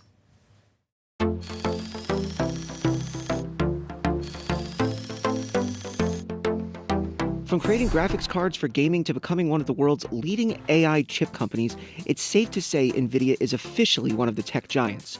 Let's take a closer look at what led to NVIDIA's boom with Beyond the Ticker, where we dive into the company's biggest moments. NVIDIA was founded on April 5th, 1993 by Jensen Huang, Chris Malachowski, and Curtis Priam, with a vision to bring 3D graphics to the gaming industry. In 1997, NVIDIA launched its first hit product, the NV3. It would later go on to sell a whopping 1 million units in its first 4 months of availability. On January 22, 1999, NVIDIA went public via IPO at $12 per share. And in 2000, Microsoft chose NVIDIA to develop the graphics hardware for the first Xbox console. 5 years later, Microsoft's rival Sony chose NVIDIA's hardware to power the PlayStation 3. In 2010, NVIDIA became the graphics chip supplier for automaker Audi. And in 2015, the company launched its NVIDIA Drive chip for powering driver assistance technologies. In 2016, NVIDIA kicked off its AI efforts with the launch of the DGX-1. 2 years later, the company debuted NVIDIA RTX, the first GPU capable of real-time ray tracing. That same year, Google announced it was using NVIDIA's Tesla P4 graphics cards for its Google Cloud platform. In 2022, NVIDIA debuted its H100 graphics chip for AI, which still stands as one of the world's most powerful chips for artificial intelligence apps. On June 5th, 2024, NVIDIA eclipsed that $3 trillion mark, joining the ranks of mega companies Apple and Microsoft. In June 2024, NVIDIA completed a 10-for-1 stock split, providing investors with 9 additional shares for every one they already own. From a company of 3 engineers working on graphics cards to thousands of employees working on chips that will power the AI supercomputers of the future, NVIDIA remains at the top of the tech industry.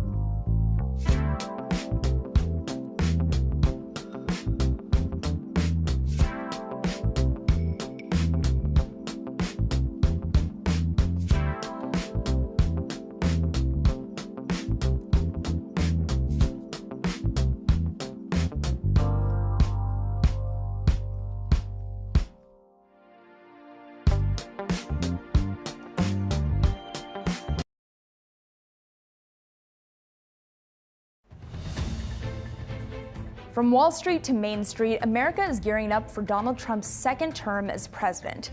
And President-elect Trump is promising big changes. Investors have questions, and Yahoo Finance is bringing you the answers. Will Trump's second term as president bring another year of strong gains for the market? What does the future hold for cryptocurrencies? And which companies are most exposed to those proposed tariffs? Tune in for conversations with experts, analysts, and former administration members, starting on day one.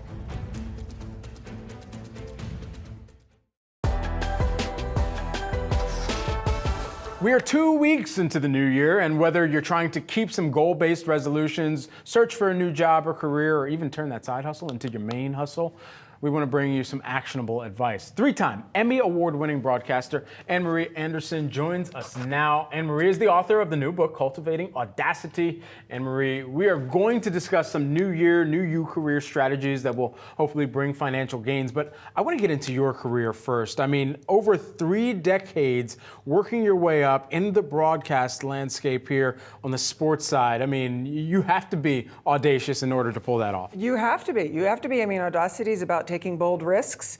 And in television, as you well know, you need to be able to take some bold risks, especially if you're trying to meet your financial goals. Absolutely. So let's get into your 3 strategies for smarter success that will ideally result in financial gains. And the first one has to do with time and money here. Yes, and that's a big reason why I wrote Cultivating Audacity, is to help the next generation figure these things out before. It took me too long to figure it out. So that really excites me. And time and money, look, they're twins, in my opinion. And you have to know how much you have before you can distribute. You're going to budget your time and money the same way. And then you're going to figure out, what are you doing that you don't enjoy?